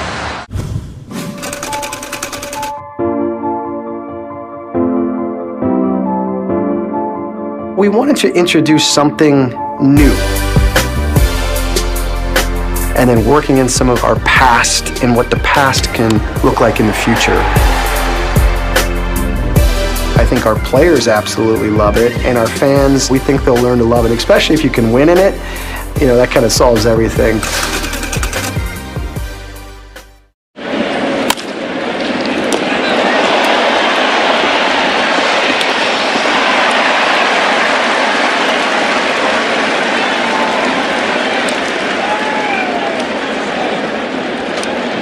Fill up. The Cubs' only game in action as of right now. Reds will host the Brewers at 5:40. Cardinals host the Yankees at 7:15. Zach? Judson, thank you. Seiya Suzuki at the plate, and he looks at a strike from right-hander Isaac Matson, a slider that spins into the zone, 0-1. Cubs 2, Pirates 2 here in the bottom of the 8th inning. Seiya 1 for 3 with a double and a run scored. Powerful right-handed batter. Now the 0-1. That's up high, 1 ball, 1 strike. I'm getting a lot of messages on the phone that we have Luke Skywalker here, and the Cubs need the force with them, right? So they need a little force be with you. Can Seiya launch one into the seats right about now? Seiya looks at strike 2 on the outside edge. A fastball at 95 miles per hour. Yeah, Hayden Christensen. He sang the 7th inning stretch and threw out the first pitch. I thought that was pretty funny. You went there. I like it. Oh, my niece even said it. How could I not? Yeah. Here's the 1-2 delivery. That's inside to Suzuki, 2-2. He's never heard that before. I guarantee you, though, his knees buckled during the stretch. If your knees didn't when that thing came over the stadium, no chance. Called strike 3. That's a terrible call. A slider that appeared to be way above the zone. 1 away as Suzuki throws his head up in shock and spins back to the Cubs dugout along the third base line. Yeah, this has not been a good representation of umpiring behind home plate tonight, that's for sure. This ball's 2 or 3 baseballs high, and it's a curveball. That's just not even close. Kyle Tucker stands in. Here's the pitch. Tucker swings, pops it foul out of play. Off to the left. 0-1. 1 away, bottom 8, 2-2 game. Cubs and Pirates, the opener of a 3-game set. Tucker, the designated hitter today. Designated hitters for the Cubs are sponsored by Fireplace and Chimney Authority. Here's the 0-1. High and outside to Tucker, 1-1. Do you want to read the tagline? What's that? Fireplace and Chimney Authority. You can probably do it off the top of your head. Book now. You like burn it? No, later, yeah. and skip the rush. Yeah. The 1-1. You've been waiting to read that a long time, haven't you? Oh, yeah. That pitch off the outside, a changeup that missed. 2-1 the count on Tucker. It's a good one, boy. Yeah. Book now, burn later, skip the rush. I bet Pat has been saying that at home. He does rehearse. All afternoon. Oh, yeah. Yeah. Book now. Burn later. Skip the rush. The 2-1. Line drive caught by the third baseman, Kiner Falefa. He was stationed wide of the bag perfectly for Tucker's line drive 2 away. Tuck hits an absolute line drive bullet. Now, he's been hooking everything. So he makes the adjustment to shoot a ball the other way, hits it right on the button, and it goes right to the third baseman. Sometimes he's walking back to the dugout and going, I can't win. Yeah. Ian Happ digs in. Looks at a ball up high from the right-hander Matson. A fastball that missed. 1-0 the count. I can promise you this. If Tuck keeps hitting line drives like he just did the other way, he's going to come out of this in a big way quick. Because that was a good swing. Happ waits for the 1-0. Here it comes. A big swing and a miss. And fouled it into the glove of the catcher Davis. 1-1.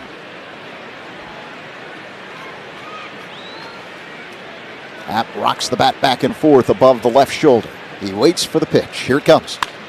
And a fly ball hit down the left field line, ranging over Pham, but this slices foul out of play. They'll do it again. Over Players Weekend, players bring their stories to life through personalized bats, cleats, and more. You can bring a piece of the action home by entering the Players Weekend Sweepstakes for a chance to win a one-of-a-kind replica bat this weekend. No purchase necessary. Visit MLB.com/Players Weekend Sweepstakes for full details. Happ looks at a ball high and inside. 2-2 the count.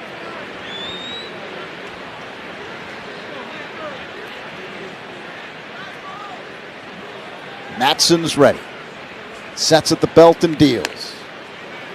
He misses high and outside this time, so it's a full count.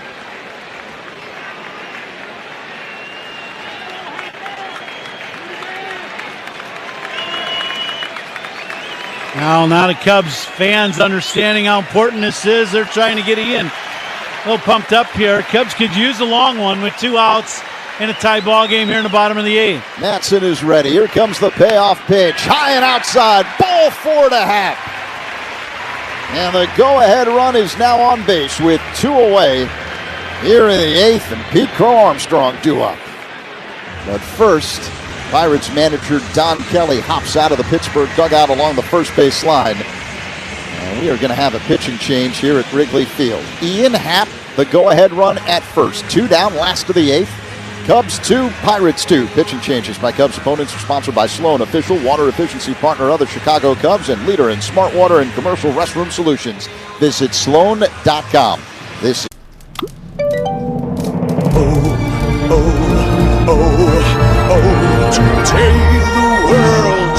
Celebra tú también con Betcris.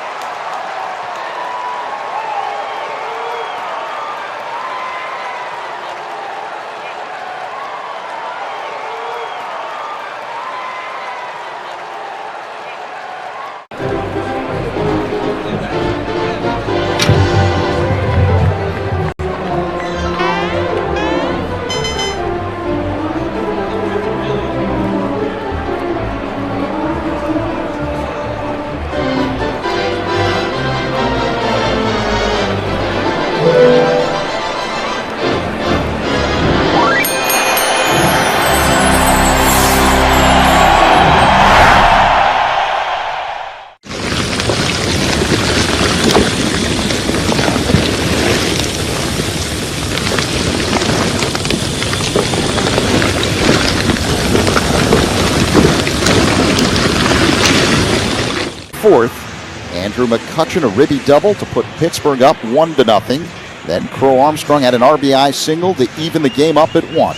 In the top of the 7th, Isaiah Kiner-Falefa hit an RBI double to briefly put Pittsburgh ahead again 2-1. Cubs tied it up in the last of the 7th on a sacrifice fly by Matt Shaw. That's where we stand. 2-2, Cubs and Pirates. 2 down, bottom 8. Crow Armstrong will dig in. He's got 2 hits, a run batted in. He's reached base 3 times. He's also hit by a pitch and scored a run. Happ a good-sized lead at first. Crow Armstrong waits. The pitch is up high. 1-0 the count. Santana starts off PCA with a changeup. Santana works on the extreme first base side of the rubber. Sets up high. And the 1-0. Crow Armstrong fouls it back. That one smacked off the mask of the catcher Davis. 1-1.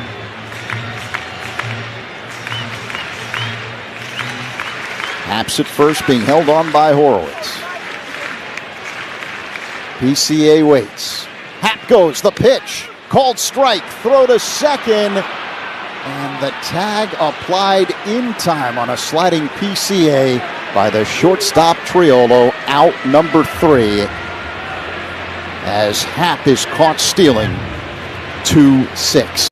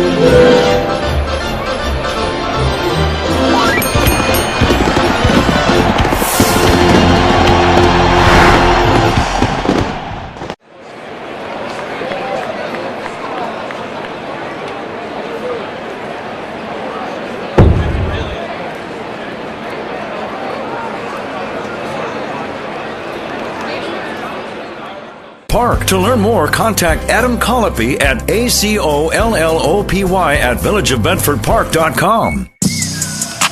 A reminder to stay tuned for the Verizon Cubs radio postgame show coming up immediately after this afternoon's festivities with Judson Richards.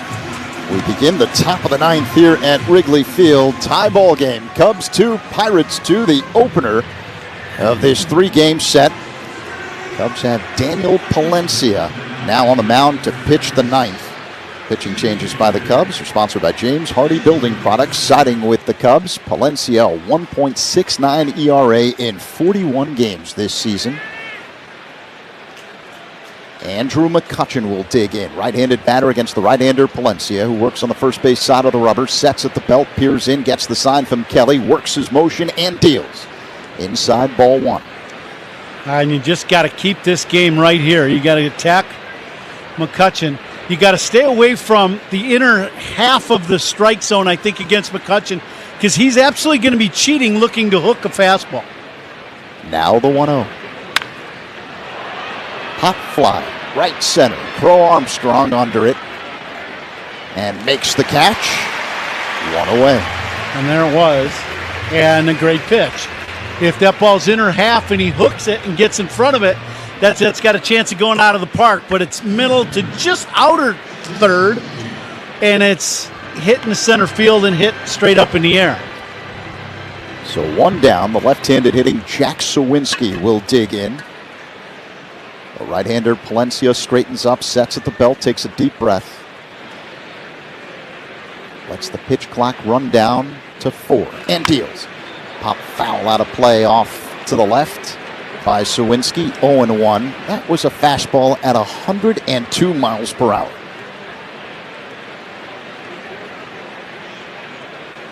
Sawinski's going to be doing the same thing we just talked about with McCutchen. If he stay away, probably in pretty good shape. Palencia misses low and inside with a splitter. 1-1 the count. It's that down and in pitch that you got to watch with Sawinski at the plate. Now the 1-1. And a high fly ball hit to deep left center field. Hat back at the track near the wall. He looks up and it's gone. Opposite field home run to left center by Jack Sawinski. And the Pirates take the lead. 3-2 over the Cubs here in the top of the ninth. It's a fastball, and that's the one thing about Palencia. When you throw that hard and a guy squares the ball up, this pitch is inner half, and Sawinski just drops ahead of the bat and inside outs this ball. And you get it up in the wind blowing out to left, and it just carries that ball about 3 rows deep. Jared Triolo at the plate, looks at a strike from Palencia. A slider, top of the zone on the inside edge, 0-1. Sawinski now with 5 home runs in his career at Wrigley Field in 14 games. The 0-1. High and inside. It goes right back to, he grew up around here, and, you just there's something about playing in your hometown, and he has made the most of it. There's the 1-1.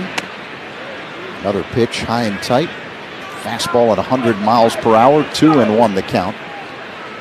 A 376-foot drive the other way toward left center for Sawinski. His 3rd home run of the year.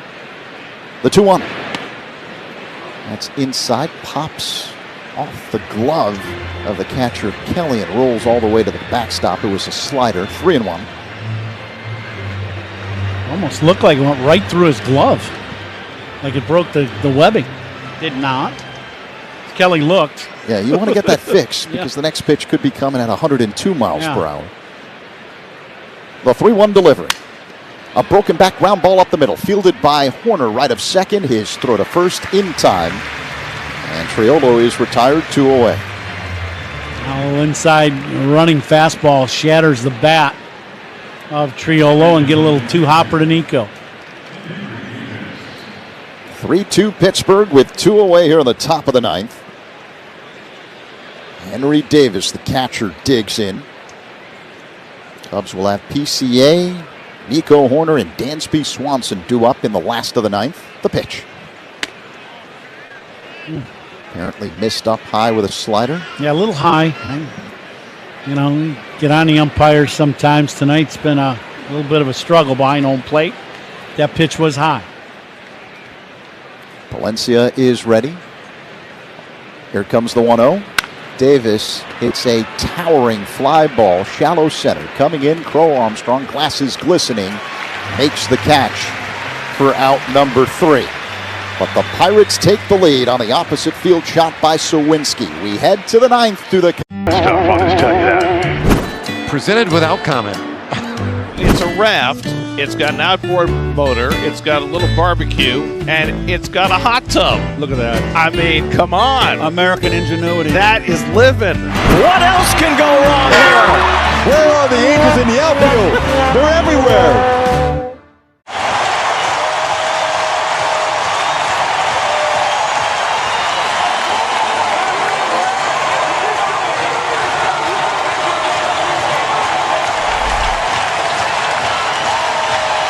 Now, slip and fall, call DNW right now. Any accident at all, call DNW Law right now. Don't hesitate. Call the 8s, 312-888-8888.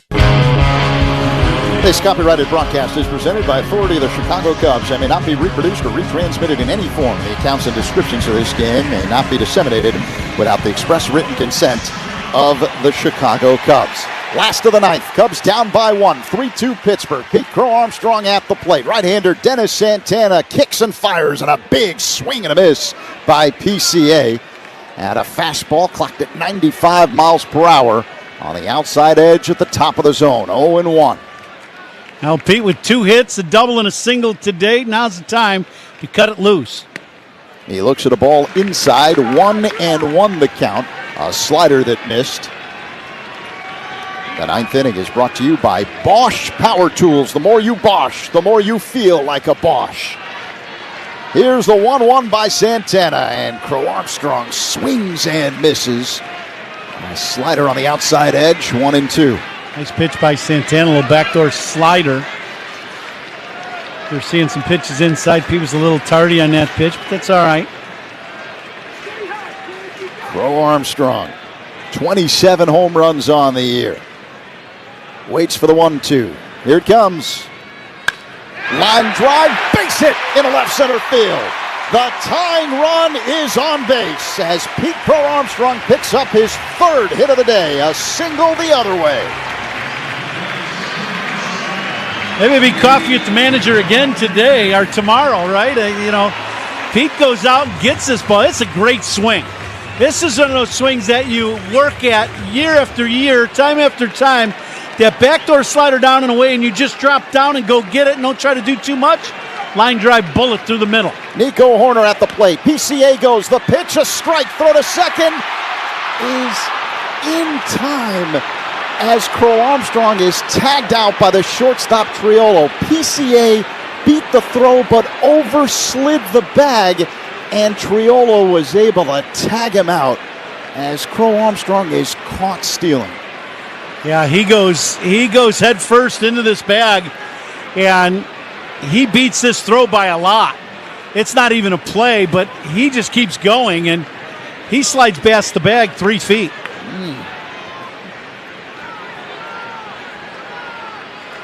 So 1 away. Cubs down by 1. 0-1 the count on Horner. The pitch is low. 1 ball and 1 strike. Second straight inning. The Cubs have had a runner thrown out trying to steal second base. Warner waits for the 1-1 delivery. Here it comes. And a high fly ball hit to left center field. It's playable for Pham, who makes the catch. Short of the track for out number 2. Cubs are down to their last out as Dansby Swanson will dig in. Pittsburgh with a 3-2 lead. Yeah, what an unfortunate play here in this inning. Pete had that base stolen easily and just couldn't grab onto the bag and slow himself down. Swanson waits. The pitch. Dansby looks at a strike on the outside corner, right at the bottom of the zone, a 95-mile-per-hour fastball. 0-1.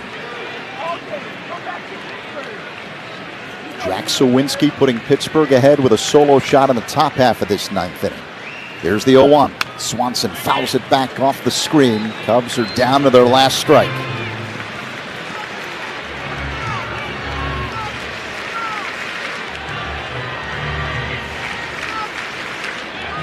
Swanson calls time, steps out of the box.